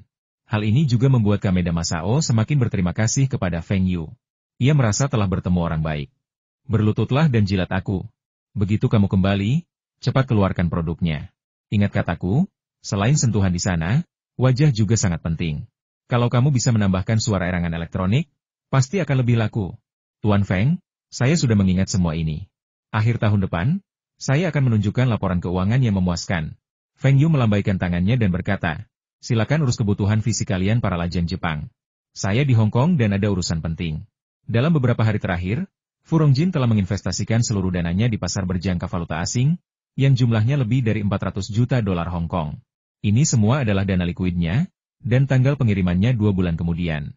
Ia bermimpi melipat gandakan uangnya beberapa kali lipat dalam 2 bulan, mengubahnya menjadi miliaran dolar Hong Kong. Meskipun Fu Guangzheng menasihatinya untuk tidak berinvestasi terlalu banyak, karena perdagangan berjangka valuta asing dapat dengan mudah menyebabkan kerugian total, setidaknya ia harus berkonsultasi dengan pamannya yang lebih berpengalaman. Tapi Furongjin tidak ingin Furonqi tahu. Dia ingin membuat heboh dan melihat Furonqi ternganga. Soal laporan dari bawahannya, Feng Yu sering pergi ke tempat-tempat seperti bank dan firma hukum akhir-akhir ini, tapi dia sama sekali tidak peduli. Beranikah Feng Yu menyewa pengacara untuk menuntutnya? Ini Hong Kong, dan nama belakangnya Fu. Litigasi adalah permainan untuk orang kaya. Orang miskin tidak mampu. Meskipun kekayaan Feng Yu lumayan, masih jauh di belakang Furongjin. Furongjin yang arogan meremehkan Feng Yu. Ia telah dibutakan oleh gambaran besar yang dilukis Feng Yu. Jika itu Furonqi, tipu muslihat kecil Feng Yu pasti sudah ketahuan sejak lama. Saat itu, Feng Yu pergi ke pasar emas London di Hong Kong untuk memesan kontrak berjangka emas London, yang juga merupakan produk keuangan yang paling sering ia perdagangkan di kehidupan sebelumnya. Emas London, secara umum, adalah emas spot yang disimpan di London. Emas ini juga merupakan produk perdagangan yang disediakan oleh Bursa Berjangka Keuangan Internasional London. Emas ini berupa batangan emas seberat 400 ons dengan kemurnian 99,5% yang disimpan di brankas emas bawah tanah London. Dalam perdagangan emas London, tidak perlu mengekstrak emas fisik, sehingga tidak ada biaya pengiriman, inspeksi, penyimpanan, penilaian, DLL. Biaya investasinya lebih rendah daripada perdagangan emas fisik, dan leverage-nya sangat besar, bisa mencapai 100 kali lipat. Bahkan ada leverage 500 kali lipat di pasar gelap. Hal ini juga memungkinkan investor untuk menggunakan dana secara wajar dan menghasilkan keuntungan yang besar. Keuntungan lainnya adalah emas London diperdagangkan 24 jam sehari, tanpa penutupan pasar. Bahkan dapat diperdagangkan di hari yang sama, artinya Anda dapat membeli dan menjualnya di hari yang sama. Dapat dikatakan bahwa emas London adalah alat penghasil kekayaan yang paling aktif dan populer di pasar perdagangan emas. Uang yang dipinjam Feng Yu dari Uni Soviet telah dikonversi seluruhnya menjadi dolar AS. Setelah dikurangi biaya administrasi dan selisih nilai tukar, Feng Yu kini memiliki sekitar AS 490 juta di tangannya, yang rencananya akan ia investasikan seluruhnya dalam bentuk emas London.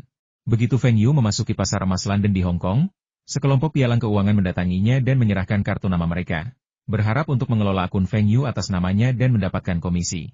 Feng Yu, tentu saja, menolak semuanya. Bercanda? Aku juga profesional. Apa aku perlu kalian jadi agenku? Lagi pula, meskipun aku mencari agen, aku sudah punya kandidat target. Orang itu adalah calon pemimpin masa depan di pasar berjangka emas Hong Kong. Sepertinya orang itu adalah orang yang berspekulasi di London Gold selama 2 tahun terakhir. Feng Yu memeriksa dan melihat bahwa harga emas saat ini adalah 370 per ons, turun signifikan dari harga tertingginya di 412 per ons di awal tahun.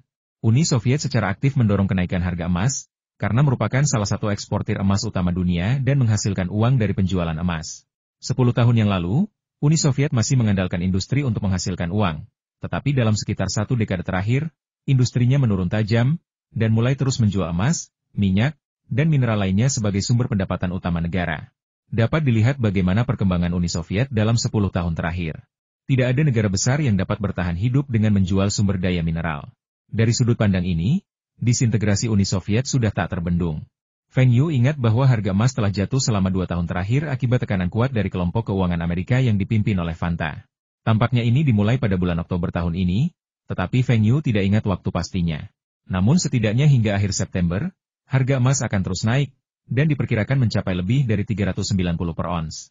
Selisih $20, marin hampir $500 juta, dan investasi dengan leverage rendah sudah cukup bagi Feng Yu untuk menghasilkan banyak uang.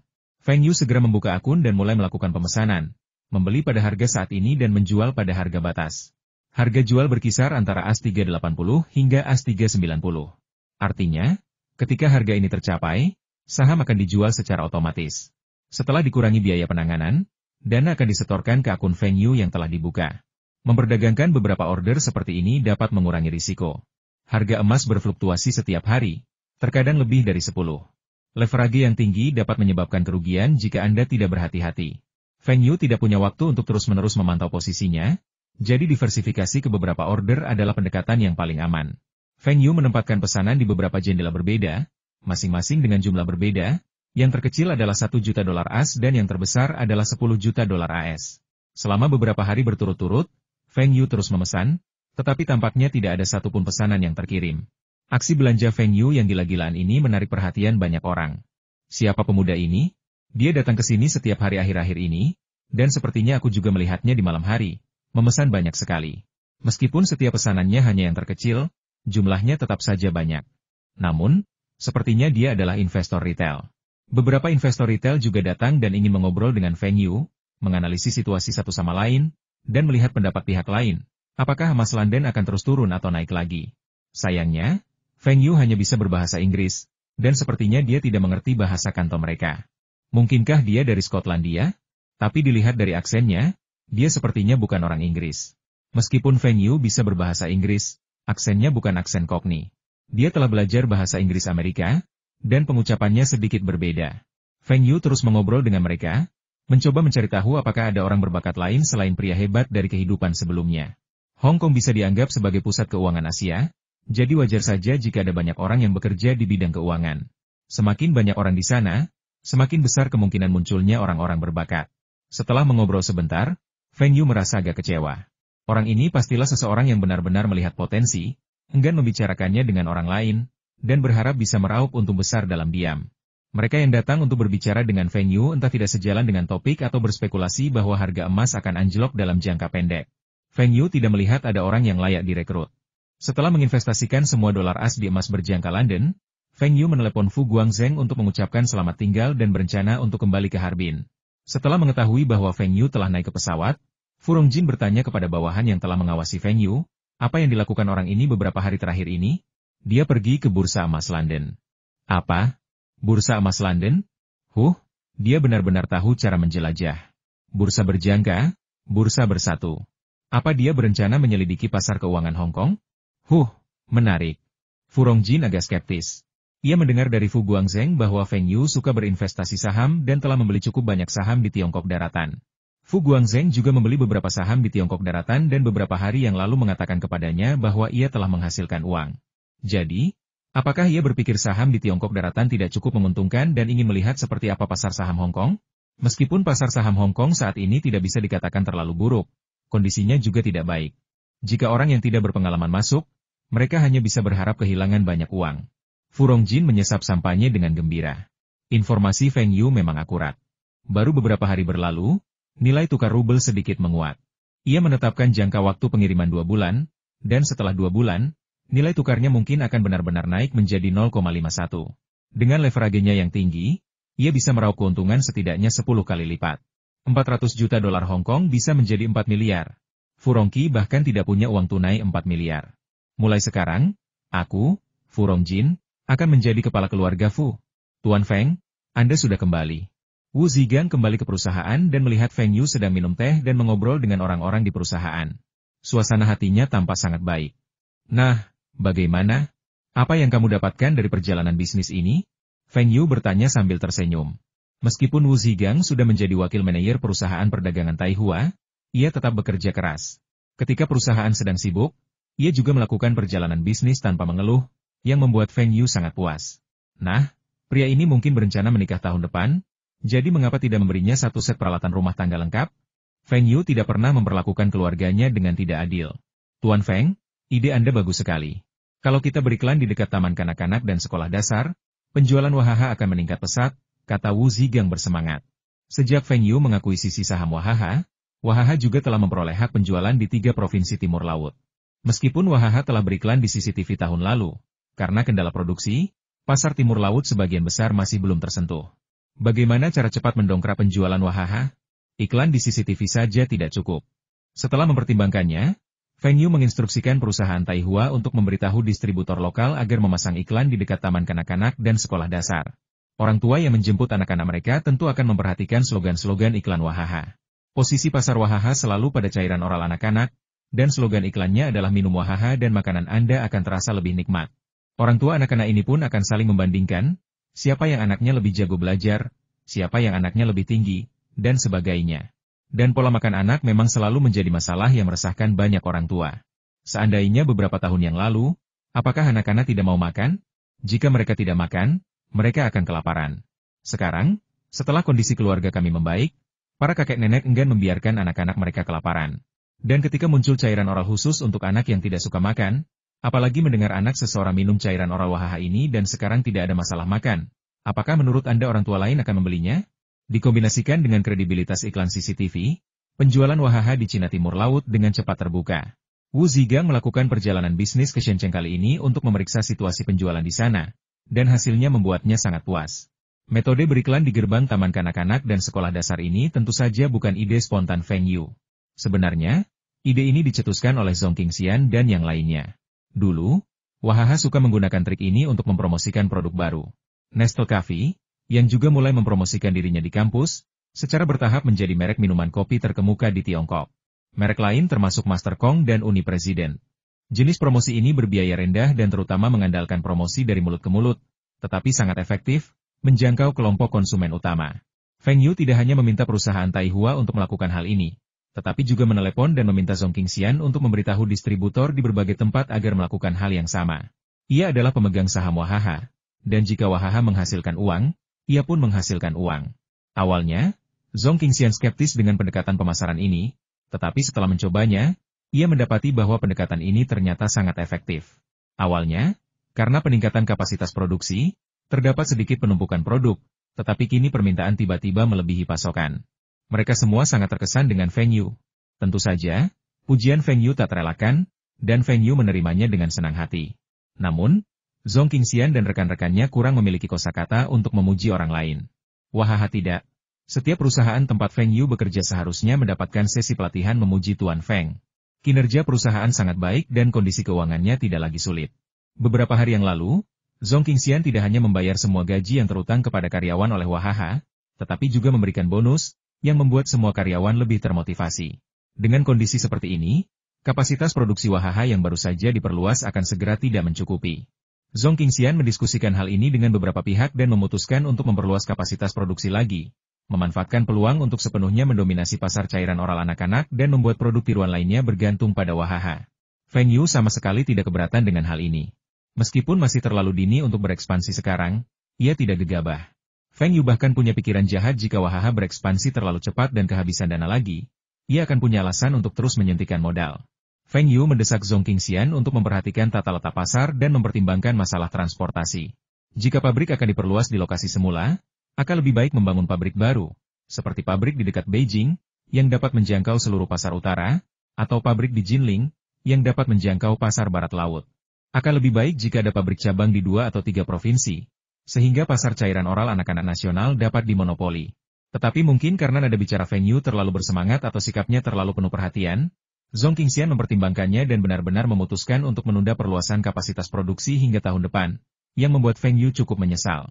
Padahal, mengingat kondisi keuangan Wahaha, volume produksi dan penjualannya saat ini sangat wajar. Jika ingin membangun pabrik baru, Wahaha tentu perlu terus menyuntikkan modal. Lagi pula, Zhong Qingxian tidak mampu menambah investasi.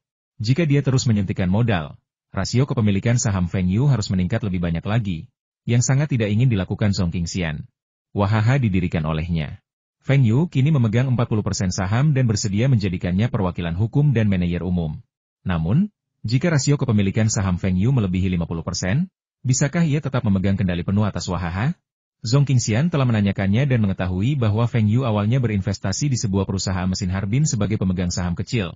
Tetapi sekarang ia telah menjadi pemegang saham utama perusahaan mesin Harbin dan dikatakan memiliki perasaan tidak senang terhadap kota itu. Dengan presiden ini, Zhong Qingxian tentu harus berhati-hati.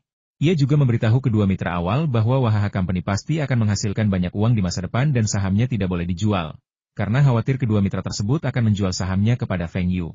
Sebenarnya, Feng Yu tidak berniat merebut kekuasaan Zhong Qingxian.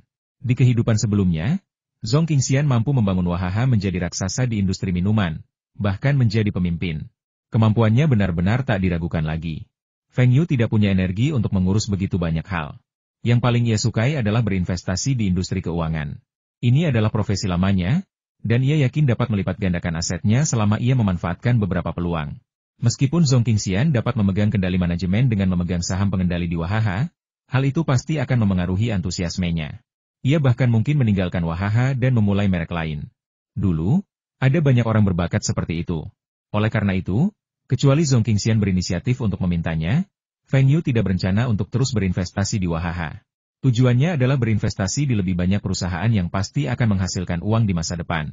Misalnya, jika ia berinvestasi di 10 perusahaan yang akan menghasilkan banyak uang di masa depan, meskipun ia hanya memiliki 20% saham di masing-masing perusahaan, maka uang yang ia hasilkan akan 2 kali lipat dari yang lain, dan ia tidak perlu khawatir tentang hal itu. Tentu saja, jika orang lain bersedia menjual lebih banyak saham kepadanya, Feng Yu akan tetap senang berinvestasi, seperti Wahaha saat ini, atau Tencent, Baidu, DLL. Di masa mendatang, Feng Yu juga mengerti maksud Zhong Qingxian. Keuntungan Wahaha terus meningkat tahun ini, dan mungkin saja penjualannya akan melebihi 20 juta tahun ini. Di kehidupan sebelumnya, tahun depan akan menjadi tahun di mana Wahaha benar-benar bangkit.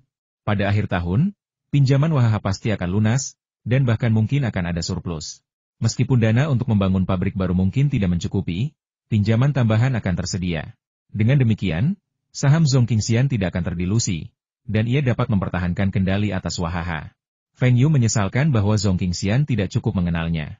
Sebenarnya, jika Feng Yu mengambil alih Wahaha, belum tentu ia akan lebih baik daripada Zhong Qingxian, bahkan mungkin lebih buruk. Tentu saja, Feng Yu juga ingat beberapa produk Wahaha yang gagal. Ketika Zhong Qingxian ingin gencar mempromosikannya, ia pasti akan turun tangan untuk menghentikannya. Jika Wahaha tidak gagal dalam penjualan kopi, cola, dan teh di kehidupan sebelumnya, skalanya pasti akan lebih besar dan keuntungannya akan lebih besar lagi. Ini bagus, Feng Yu senang memiliki waktu luang. Setelah tidak bertemu satu sama lain selama lebih dari sebulan, ketika Feng Yu bertemu Wendong lagi, dia mendapati bahwa dia telah tumbuh lebih tinggi lagi. Sial, apa dia makan makanan babi? Dia sudah setinggi itu, dan masih tumbuh? Feng Yu benar-benar kesal karena harus mendongak hanya untuk mengobrol. Setelah 2 tahun bertumbuh, Feng Yu telah mencapai tinggi 1,76 meter. Dengan olahraga teratur di sekolah dan pola makan yang lebih baik daripada sebelumnya, impiannya untuk mencapai tinggi 1,80 meter seharusnya dapat terwujud. Namun, dibandingkan dengan Wendong Jun, ia masih jauh tertinggal, yaitu 1,85 meter. Feng Yu memutuskan untuk memberikan konseling psikologis kepada Wendong Jun dan membiarkannya berhenti bermain basket, yang merupakan cara untuk meningkatkan pertumbuhannya. Jika dia suka melompat, dia bisa mencoba lompat tali karet. Dong Jun, kemarilah, aku ingin memberitahumu sesuatu. Setelah makan siang, Feng Yu menarik Wendong Jun ke samping. Ada apa? Ayo main basket bareng. Ini benar-benar penting. Melihat ekspresi serius Feng Yu, Wendong Jun berhenti dan bertanya, ada apa? Mungkinkah Lina sudah tidak menginginkanmu lagi? Enyahlah. Yang ingin kubicarakan adalah masa depanmu. Coba lihat, apa impianmu? Tanya Feng Yu dengan nada bicara Tuan Wang. Menjadi pejabat, pejabat tinggi, pejabat yang lebih tinggi dari ayahku. Ya, orang ini tidak punya ambisi politik apapun untuk menjadi pejabat. Dia menjadi pejabat hanya demi menjadi pejabat. Coba pikirkan, pernahkah kamu melihat pejabat yang lebih tinggi darimu? Feng Yu melanjutkan bertanya. Hei, kau benar, aku belum pernah melihat yang seperti itu sebelumnya. Apa menurutmu aku bisa menjadi pejabat tinggi di masa depan? Tanya Wen Dongjun bersemangat. Sialan, beraninya kamu berpikir begitu. Tunggu sampai kamu lebih tinggi dari Yao Nima. Dia pejabat tertinggi. Dongjun, pikirkan baik-baik. Pemimpinmu hanya 170 cm, sedangkan kamu 170 cm. Pemimpinmu harus mendongak ke arahmu saat berbicara. Jika kamu pemimpinnya, apakah kamu akan senang jika harus mendongak setiap hari untuk berbicara dengan bawahanmu? Maksudmu, aku terlalu tinggi untuk menjadi pejabat tinggi? Tanya Wen Dongjun ragu-ragu. Hei, akhirnya kau mengerti. Jadi, kau harus mengendalikan tinggi badanmu. Feng Yu menatap Wen Dongjun dengan tatapan yang seolah mengatakan kau akhirnya mengerti. Ia sangat puas dengan pencerahan Wen Dongjun. Bukan niatku untuk tumbuh setinggi ini. Tahun baru Imlek lalu, aku hanya 2 cm lebih tinggi darimu. Wen Dongjun tampak sangat kesal. Feng Yu, ayo, aku akan mengajarimu trik. Berlatih handstand setiap hari. Gunakan kepalamu untuk menopang tanah. Lalu, kurangi bermain basket dan sepak bola, dan perbanyak berlatih dengan barbel atau semacamnya. Bawalah di bahumu dan jongkok. Kalau kamu suka bermain bola, kamu bisa mencoba tolak peluru. Melihat Wen Dongjun berlari kembali ke kelas untuk berlatih handstand, Feng Yu berjalan dengan puas menuju lapangan basket. Aku masih perlu tumbuh lebih tinggi. Konsekuensi bermain basket di siang hari adalah saya merasa lesu dan mengantuk selama kelas sore. Guru sejarah sedang berbicara tentang sejarah modern dengan penuh semangat. Feng Yu merasa bosan dan kepalanya terasa berat. Entah kapan ia tertidur di meja. Feng Yu, guru Hu memanggil kalian untuk bangun dan menjawab pertanyaan. Teman sekelas itu menyodok Feng Yu 2 kali dengan keras untuk membangunkannya. Feng Yu, kamu sudah belajar tidur di kelas, kan? Tolong jawab pertanyaanku tadi. Sial, tidak bisakah kau ulangi saja apa yang kau tanyakan? Aku bahkan tidak tahu apa pertanyaannya, bagaimana aku bisa menjawabnya? Feng Yu berdiri tegak, tanpa rasa gugup seperti yang dirasakan siswa lain ketika guru membangunkan mereka setelah mereka tertidur di kelas. Lagi pula, guru itu pasti akan langsung menyuruhnya pergi. Dan ia sudah terbiasa. Kamu nggak ngerti, ya?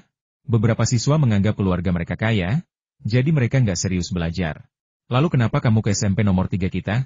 Orang tuamu berharap kamu bisa kuliah dan jadi terkenal di masa depan, bukan tidur di kelas. Duduk dan dengarkan baik-baik. Guru Hu tidak berani terlalu mempermasalahkan Feng Yu. Lagi pula, semua guru di kelas itu tahu bahwa Feng Yu adalah murid yang dipilih khusus oleh kepala sekolah untuk mendapatkan perhatian khusus. Konon, Feng Yu bahkan tidak masuk tim sekolah saat mengikuti perkemahan musim panas Soviet. Untungnya, Feng Yu bukan wali kelas, kalau tidak, ia pasti akan sangat khawatir. Setelah kelas, Lina duduk di sebelah Feng Yu dan berkata, jangan main basket siang-siang lagi. Aku tidak akan punya tenaga untuk kelas sore nanti. Kenapa kamu tidak memakai rok yang kubawa dari Hong Kong? Apa kamu tidak suka? Feng Yu mengganti topik. Leher rok itu terlalu rendah, kata Lina dengan suara rendah dan wajah memerah. Feng Yu tertawa terbahak-bahak, lalu teringat bahwa situasi di Tiongkok berbeda dengan di Hong Kong saat itu. Perempuan di kota-kota besar juga lebih konservatif. Mereka boleh memperlihatkan kaki dan lengan. Tetapi jika terlalu banyak memperlihatkan payudara, orang-orang akan menganggapnya tidak bermoral. Oke, aku akan minta seseorang membawakanmu gaun berleher tinggi dalam beberapa hari. Kamu mau yang model apa? Kamu bisa pakai apa saja yang dipakai bintang-bintang besar di TV. Aku tidak mau. Ia senang Feng Yu begitu baik padanya, tetapi ia takut gosip karena Feng Yu begitu baik padanya. Meskipun semua orang di sekolah, termasuk para guru, tahu bahwa ia berpacaran dengan Feng Yu. Bagaimana jika kabar itu sampai ke peternakan dan orang tuanya tahu? Kalau begitu, ayo kita main ke Taman Utara sepulang sekolah malam ini. Kudengar ada ikan mas di danau kecil di tengah. Feng Yu tampak seperti paman yang aneh. Lina memutar matanya ke arah Feng Yu dan bertanya, apakah menurutmu kamu bisa melihat ikan mas di danau pada malam hari? Sayangnya, listrik masih menjadi masalah besar. Bahkan tidak ada lampu jalan di taman itu sekarang. Begitu hari mulai gelap, di dalam menjadi gelap gulita dan kita tidak bisa melihat apapun. Feng Yu merindukan pemandangan lampu-lampu terang di malam hari di masa depan. Pembangkit listrik negara ini akan meningkat pesat dalam beberapa tahun ke depan. Saya tidak bisa berkomentar tentang daerah pedesaan, tetapi setidaknya di kota, seharusnya tidak ada kekurangan listrik dalam 2 atau 3 tahun. Harbin dulunya memiliki kehidupan malam yang semarak, Setidaknya gedung dansanya berada di garis depan negara. Namun, sejak Wang Kuezi dan anak buahnya dieksekusi, operasional gedung dansa tampaknya terdampak, dan bisnisnya menurun drastis. Sayangnya, sekarang tidak ada KTV. Meskipun ada karaoke, tidak ada gambar sama sekali. Karaoke hanya disertai kaset. Paling-paling, liriknya saja yang terlihat. Jauh lebih sulit untuk bernyanyi dengan baik dibandingkan generasi-generasi sebelumnya. Melihat Feng Yu masih memikirkan bermain, Lina tak kuasa menahan diri untuk berkata, ujian masuk perguruan tinggi tahun depan. Kita harus mengurangi kegiatan di luar dan lebih banyak bermain. Bagaimana kalau kita tidak diterima di universitas? Oh, orang ini punya potensi untuk menjadi pengurus rumah tangga. Feng Yu harus mengoreksi nilai-nilai Lina yang salah. Bagaimana mungkin belajar lebih penting daripada bermain? Feng Yu berkata dengan serius, kita pasti akan diterima di universitas, dan itu pasti universitas yang bagus di Beijing. Kamu tidak perlu khawatir tentang itu sama sekali. Baiklah, kalau begitu, ayo kita pergi ke tepi sungai malam ini. Ada lampu jalan di sana. Itu saja. Kita harus belajar menyeimbangkan antara bekerja dan istirahat. Itu hanya masalah kuliah. San Wenhai sudah berjanji untuk merekomendasikannya, jadi dia bisa langsung pergi ke universitas untuk wawancara awal tahun depan. Bahkan jika dia lulus wawancara, bahkan jika dia tidak diterima secara langsung, dia bisa menurunkan skornya sebesar 50 hingga 100 poin, yang tidak akan terlalu sulit bagi Feng Yu. Tujuan Feng Yu, tentu saja, adalah diterima secara langsung. Bisa dibilang, keikutsertaan mereka dalam perkemahan musim panas Soviet memberi mereka aura yang luar biasa. Kalau tidak, dengan nilai Feng Yu yang bagus, Universitas Jincheng bahkan tidak akan memberinya kesempatan wawancara. Masuk universitas sama sekali tidak sulit bagi Feng Yu. Sekalipun ia tidak lulus wawancara, ia masih punya pilihan lain, seperti mengirimkan resume ke Universitas Hong Kong atau bahkan kuliah di luar negeri. Sayangnya, Feng Yu pada dasarnya pemalas dan tidak ingin terlalu jauh dari rumah. Universitas Hong Kong adalah pilihan terjauh yang bisa ia terima. Sedangkan untuk universitas di Amerika, ia sama sekali tidak tertarik. Ngomong-ngomong, perguruan tinggi dan universitas swasta memang sudah mulai bermunculan sejak tahun 1980-an. Kalau memang tidak berhasil, Feng Yu akan membuka universitasnya sendiri. Pagar Feng Yu tiba-tiba bergetar. Hanya ada dua angka di sana 99. Ini adalah kesepakatan antara Feng Yu dan Wu Zigang jika ada berita konkret tentang pendirian bursa saham, ia akan diberitahu. Feng Yu sangat gembira. Bursa Efek Shanghai telah didirikan. Bursa Efek Shanghai didirikan lebih awal daripada di kehidupan sebelumnya, dan Feng Yu sudah siap secara mental untuk ini. Meskipun pasar saham internasional tidak terlalu bagus saat itu, pasar saham Tiongkok tidak terhubung dengan pasar internasional. Pada dasarnya tidak ada investor asing yang membeli saham Tiongkok. Generasi pertama investor saham domestik sudah cukup bagi para pemimpin puncak untuk membuat keputusan mendirikan bursa. Feng Yu bahkan merasa bahwa dia sekarang adalah investor saham terbesar di Tiongkok, dan seharusnya tidak ada seorang pun yang membeli lebih banyak darinya. Setelah pengumuman pendirian Bursa Efek Shanghai, semua harga saham kembali mengalami lonjakan pesat. Tak lama kemudian, surat kabar dan berita televisi memuat nama-nama perusahaan pertama yang tercatat di Bursa Efek Shanghai. Seperti yang diharapkan, semua perusahaan yang dipilih berhasil didaftarkan. Pasar saham Tiongkok akan mengalami periode pertumbuhan yang kuat mulai sekarang hingga akhir tahun ini. Namun, mulai awal tahun depan, seiring pembagian dividen, sebagian investor akan menjual keuntungan mereka, dan tren kenaikan akan melambat, atau bahkan sedikit menurun. Feng Yu berencana untuk menjual sejumlah saham yang tidak disukainya pada akhir tahun, lalu membelinya kembali pada bulan Maret atau April tahun depan ketika pasar saham turun sedikit, dan menghasilkan banyak uang. Dibandingkan dengan suasana hati Feng Yu yang penuh kemenangan, Fu Rongjin di Hong Kong penuh dengan kekhawatiran. Ia berspekulasi pada rubel, menginvestasikan sejumlah besar modal likuid, hampir semua uang yang bisa disisihkannya. Awalnya ia berharap bisa meraup untung besar dalam 2 bulan terakhir, tetapi nilai rubel tidak hanya tidak naik, tetapi malah turun drastis. Ketika pertama kali berspekulasi tentang rubel, nilai tukarnya memang sedikit menguat, tetapi kemudian turun. Ia mengira ini adalah fluktuasi yang normal, dan menurut informasi Feng Yu, pemerintah Soviet akan mendorong rubel menguat. Mengingat kekuatan Uni Soviet, apakah ada masalah dalam menaikkan nilai rubel? Namun, rubel menolak menguat, malah terus melemah perlahan. Dan minggu ini, penurunan rubel bahkan lebih cepat. Jika terus berlanjut seperti ini, posisi berjangka rubel Fu Rongjin akan ditutup sebelum Jumat. Fu Rongjin tidak mengerti mengapa ini terjadi. Fu Rongjin memiliki pemahaman pasar yang tajam dalam hal penjualan. Saluran penjualan keluarga Fu yang berkembang dengan baik sebagian besar berkat saran-saran awal Fu Rongjin. Namun, ia tidak terlalu ahli dalam hal keuangan. Akibatnya, ia mengirim Fu Guangzheng ke Fu Rongqi untuk mencari tahu kapan rubel akan menguat secara signifikan, atau setidaknya mencegah penurunan lebih lanjut untuk sementara waktu. Tetapi berita yang dibawa Fu Guangzheng membuat Fu Rongjin tercengang. Rubel tidak dapat naik lagi, dan Uni Soviet tidak memiliki energi atau dana untuk menaikkan rubel, karena Uni Soviet sedang dilanda pertikaian sipil saat itu, dan seluruh Uni Soviet berada dalam bahaya disintegrasi. Apa? Fu Rongjin tak percaya. Bagaimana mungkin Uni Soviet runtuh? Jika suatu negara memiliki pendapat, mereka boleh berdaulat dan merdeka, tetapi tidak boleh terpecah belah. Bukankah lebih baik mempertahankan semacam kerjasama, seperti persemakmuran? Fu Rongjin mulai meminta orang-orang untuk mengumpulkan informasi tentang Uni Soviet. Ia sama sekali tidak mempercayainya dan berpikir bahwa Fu Rongqi pasti berbohong kepadanya. Setelah membaca berita itu, Fu Rongjin terjatuh di kursinya. 4 negara sebenarnya mengumumkan pemisahan mereka dari Uni Soviet, dan dia bahkan tidak mengetahuinya. Lituania pertama kali mendeklarasikan kemerdekaannya dari Uni Soviet, diikuti oleh Latvia dan Moldova, tetapi semuanya ditolak oleh pemerintah Soviet. Fu Rongjin kewalahan oleh pertanyaan tentang bagaimana Rusia bisa mendeklarasikan kemerdekaannya dari Uni Soviet. Rusia adalah basis Uni Soviet dan sekutu terkuatnya. Jika Rusia juga memisahkan diri dari Uni Soviet, maka Uni Soviet benar-benar akan mati hanya namanya saja. Uni Soviet akan segera runtuh, jadi bagaimana rubel dapat menguat? Bagaimana ini bisa terjadi? Bagaimana ini bisa terjadi? Yang membuat Fu Rongjin hancur adalah semua ini terjadi sebelum Feng Yu datang ke Hong Kong, dan dia bahkan tidak mengetahuinya. Jika dia tahu, dia tidak akan pernah mempercayai kata-kata Feng Yu dan bertaruh pada apresiasi rubel. Sekarang sudah berakhir. Semuanya sudah berakhir, 400 juta dolar Hong Kong pasti akan hilang.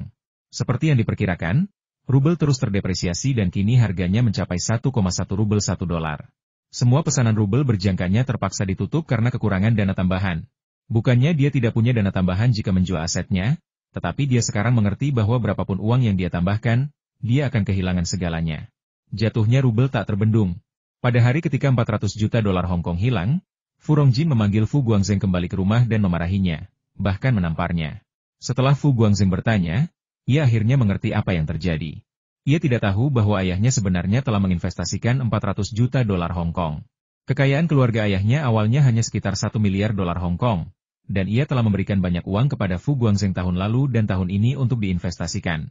Untuk mencegah putra sulungnya menuduhnya memihak, Fu Rongjin memberikan banyak aset kepada putra sulungnya. Setelah kehilangan seluruh 400 juta dolar Hong Kong, kekayaan bersih Fu Rongjin kurang dari 300 juta dolar Hong Kong, yang sebagian besar berupa saham perusahaan dan aset tetap. Hanya tersisa beberapa ratus ribu dolar Hong Kong dalam bentuk tunai di bank, yang bahkan tidak cukup untuk omset perusahaan. Ayah, kenapa ayah pakai semua uang itu untuk beli kontrak berjangka? Aku sudah bilang untuk bicarakan dengan paman, tapi ayah tidak mau dengar. Kenapa ayah malah menyalahkanku sekarang? Fu Guangzheng merasa sangat dirugikan. Masalah ini tidak bisa disalahkan padanya. Dan bukan dia yang meminta ayahnya berinvestasi di kontrak berjangka rubel. Katamu kau tak bersalah, tapi kalau kau tak membawa bajingan itu ke sini, apa aku akan tertipu? 400 juta? Itu 400 juta. Suara Fu Rongjin bergetar. Guangzheng, berapa banyak uangmu? Ayo kita kumpulkan uang kita. Kalau tidak, rantai pendanaan perusahaan ayah kita akan putus bulan depan, kata kakak laki-laki Fu Guangzheng, Fu Guanghui. Saya baru saja berinvestasi di pabrik baru di Tiongkok Daratan, dan sekarang saya kehabisan uang. Bahkan jika saya menjual beberapa saham di Tiongkok Daratan, saya hanya bisa mendapatkan sekitar 10 juta. Saya bisa mendapatkan 20 juta, tapi itu tidak cukup. Saya butuh setidaknya 100 juta agar perusahaan ayah saya bisa beroperasi normal. Mengapa kita tidak pergi ke rumah pamanku dan meminjam uang untuk biaya hidup kita? Tanya Fu Guangzheng. Fu Rongjin menundukkan kepalanya dan tidak berkata apa-apa. Meminta uang pada Fu Rongqi?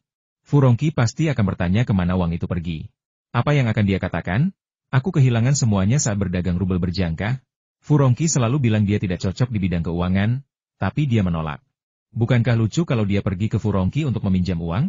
Dan saudara kedua dan ketiga pasti akan mengejeknya. Tidak, aku akan menggunakan perusahaan ini sebagai jaminan dan meminjam uang dari bank. Kata Fu Rongjin dengan marah. Ayah, daripada pinjam dari bank, lebih baik pinjam dari pamanku. Lagi pula, kalau rekanan perusahaan tahu kita berutang besar ke bank, mereka pasti khawatir dengan kemampuan kita membayar dan mungkin tidak akan mau bekerja sama lagi. Bujuk Fu Guanghui. Kalau kamu mau pergi, pergilah. Aku tidak mau pergi. Setelah berkata begitu, Fu Rongqi kembali ke kamarnya. Fu Guanghui menarik Fu Guangzheng untuk duduk dan bertanya kepada ayahnya mengapa dia mengatakan Feng Yu telah menipunya dan apa yang sedang terjadi. Fu Guangzheng menjelaskan situasinya, dan Fu Guanghui mengerutkan kening, seolah-olah ini benar-benar penipuan yang menargetkan ayahnya. Ia kemudian bertanya, Feng Yu adalah mitra bisnis keluarga kita, dan kalian berdua memiliki hubungan yang baik. Mengapa dia menjebak ayahku? Ia menggelengkan kepala ketika mengetahui bahwa ayahnya lah yang telah merampas saham AIWA yang sangat berharga bagi Feng Yu. Ayahnya memang telah melakukan kesalahan, tetapi penipuan Feng Yu terhadap ayahnya bahkan lebih salah lagi. Keluarga Fu di Hong Kong tidak mudah diganggu. Fu Rongqi sedang membaca koran di kantor ketika ia melihat keponakannya, Fu Guanghui, bergegas masuk. Ia sedikit mengernyit dan tampak sedikit kesal. Bagaimana saudara keempat mendidik anaknya? Sebagai anggota keluarga Fu, bukankah ia bahkan tidak tahu etika dasar mengetuk pintu sebelum masuk? Tepat saat dia hendak mulai memarahi, Fu Guanghui mengatakan sesuatu yang membuatnya takut. Paman, ayahku ditipu sebesar 400 juta. Apa? Saudara keempat ditipu 400 juta yuan. Siapa dia? Fu Rongqi tiba-tiba berdiri dan bertanya dengan marah. Di Hong Kong, masih ada orang yang berani menipu keluarga Fu. Apakah mereka mencari kematian? Ini Feng Yu, pria yang menjual pelembab udara di Guangzheng. Itu dia? Bagaimana mungkin dia berbohong kepada ayahmu? Fu Rongqi sedikit terkejut. Keuntungan dari pelembab udara begitu menggiurkan, Feng Yu bahkan tidak bisa mendapatkan cukup uang dari bisnis legalnya. Jadi mengapa dia mengambil risiko seperti itu dan menipu orang? Lagi pula, keluarga Fu bahkan telah membantu Feng Yu mendapatkan pinjaman dari bank di Hong Kong. Jadi mereka pasti punya hubungan yang baik. Fu Guanghui membesar-besarkan cerita tentang bagaimana ayahnya ditipu oleh Feng Yu untuk membeli rubel, dan akhirnya kehilangan segalanya. Ia lalu dengan marah berkata, Paman, dia tidak menganggap serius keluarga Fu kita. Maksudmu, Feng Yu memberitahu ayahmu bahwa dia punya berita untuk dijual kepadanya. Lalu ayahmu mendapat kabar bahwa rubel akan naik tajam, tapi dia tidak memberi Feng Yu sepeser pun? Fu Guanghui juga merasa sedikit malu. Ayahnya memang agak tidak baik melakukan ini, tetapi ia yakin bahwa Feng Yu jelas salah karena berbohong, apalagi menipu ayahnya hingga kehilangan 400 juta. Paman, aku sudah bilang kalau ayahku ingin memberinya uang 1 juta dolar, tapi dia tidak mau. Saudara keempat belum pernah berdagang valuta asing sebelumnya dan sama sekali tidak punya pengalaman. Kalau dia mau berdagang rubel, kenapa dia tidak datang dan bertanya padaku? Fu Guanghui tidak tahu harus menjawab apa. Apakah maksudnya ayahnya hanya ingin mencari uang sendiri dan tidak memikirkan paman-pamannya, terutama paman tertua? Guanghui, ada apa? Aku akan tanya ayahmu. Ayo, ikut aku ke rumahmu. Fu Rongjin merajuk di rumah. Ia tahu putra sulungnya telah pergi ke bosnya untuk meminjam uang demi arus kas.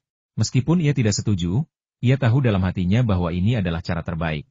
Terdengar ketukan di pintu ruang belajar, dan orang pertama yang masuk adalah Fu Rongqi, orang yang sebenarnya tidak ingin ia temui.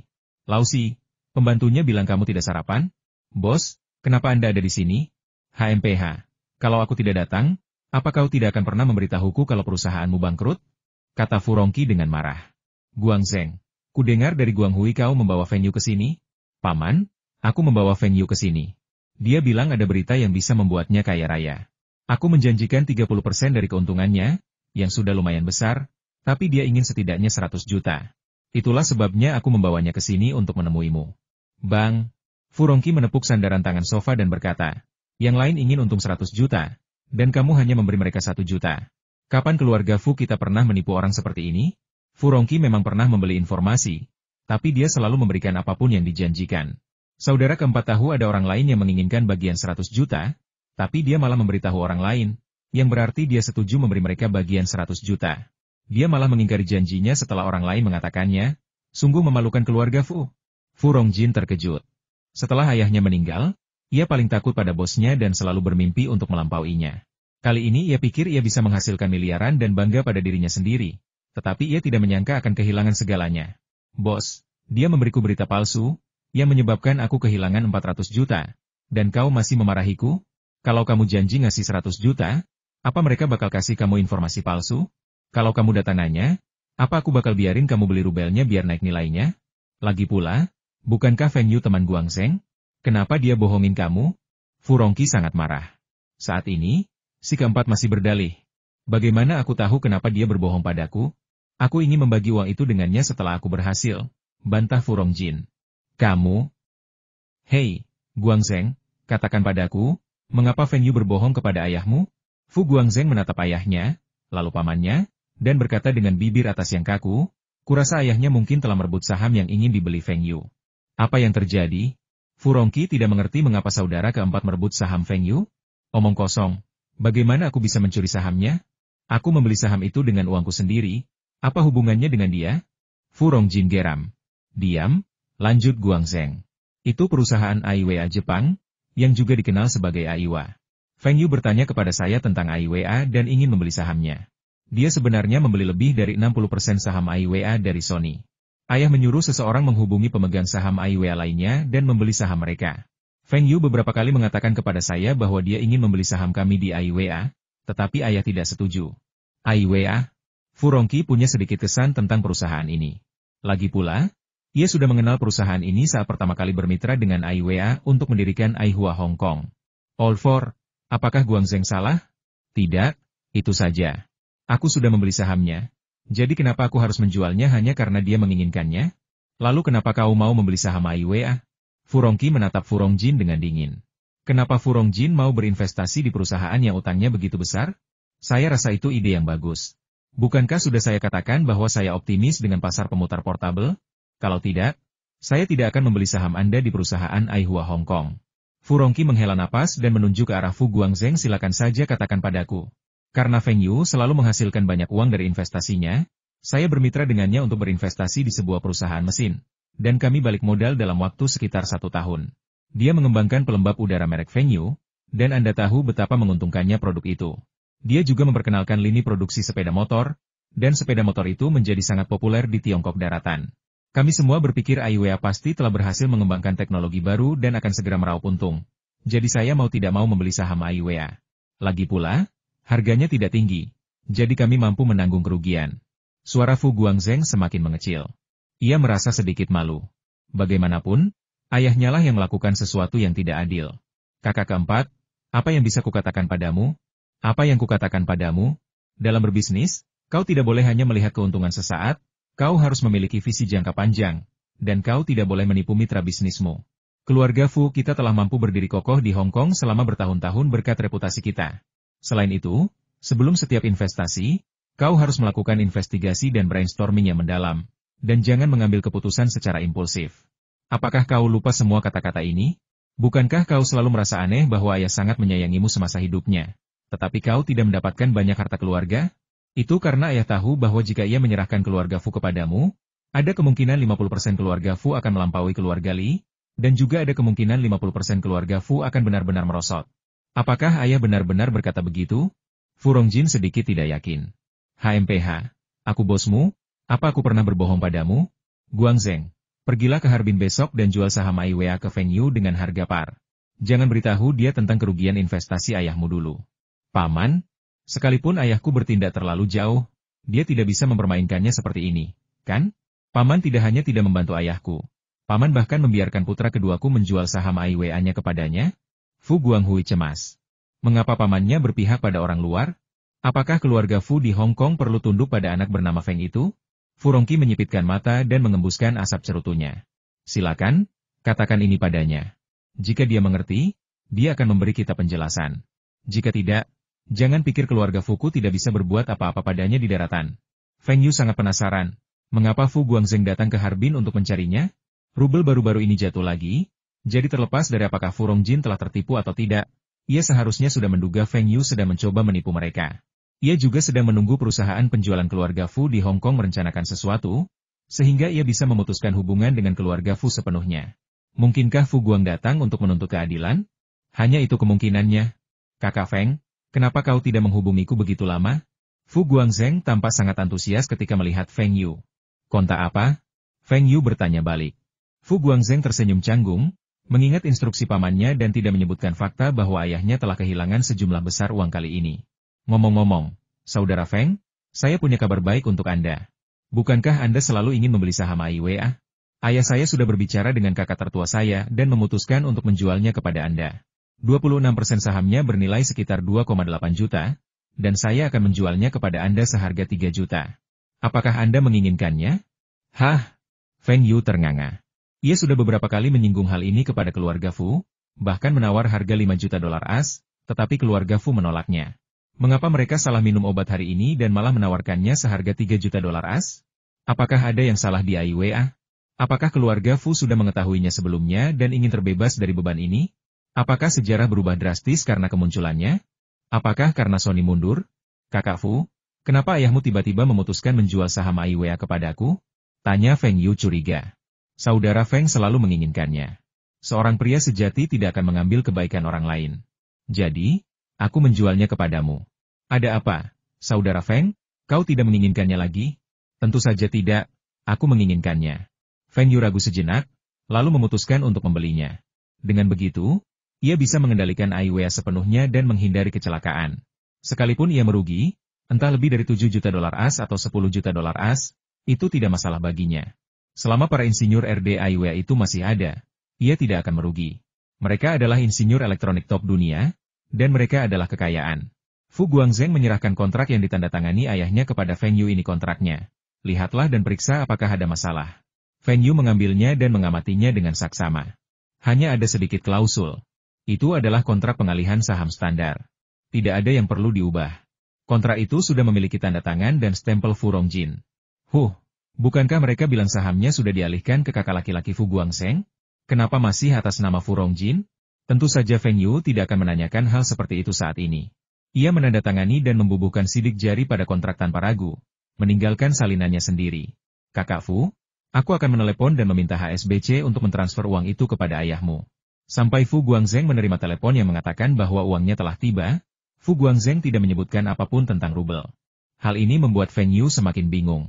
Mungkinkah Fu Rongjin tidak membeli rubel? Saudara Fu, apakah ayahmu akhir-akhir ini memperhatikan rubel? Feng Yu bertanya dengan ragu-ragu. Fu Guangzheng mengikuti instruksi Fu Rongqi dan berkata, aku tidak tahu tentang itu, tetapi ayahku tampaknya sedang dalam suasana hati yang buruk akhir-akhir ini. Sedang bad mood? Jadi dia pasti membeli rubel saat nilainya naik, tapi akhirnya turun, jadi dia rugi. Tapi Feng Yu tidak tahu berapa kerugiannya. Dilihat dari nada bicara Fu Guangzheng, seharusnya tidak banyak, kan? Tapi kalau Fu Rongjin merugi, kenapa mereka mau menjual saham Ai Wei kepadanya? Feng Yu tidak mengerti maksud keluarga Fu. Mungkinkah seseorang ditampar pipi kirinya lalu dibalikan pipi kanannya? Fu Guangzheng tidak hanya mengirimkan saham Ai Wei, tetapi juga memberitahu Feng Yu tentang penjualan pelembab udara dan kipas angin tanpa bilah di luar negeri.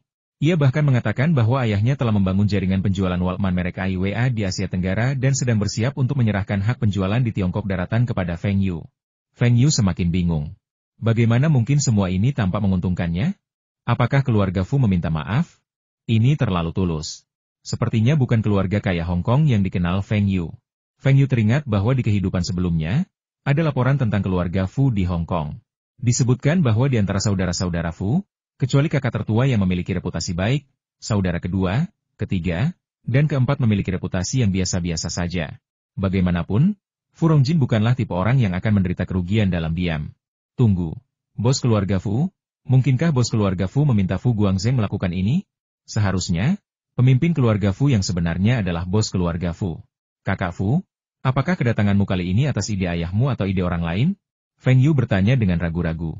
Fu Guangzheng berpikir, akhirnya kau mengerti maksudnya. Ini perintah pamanku.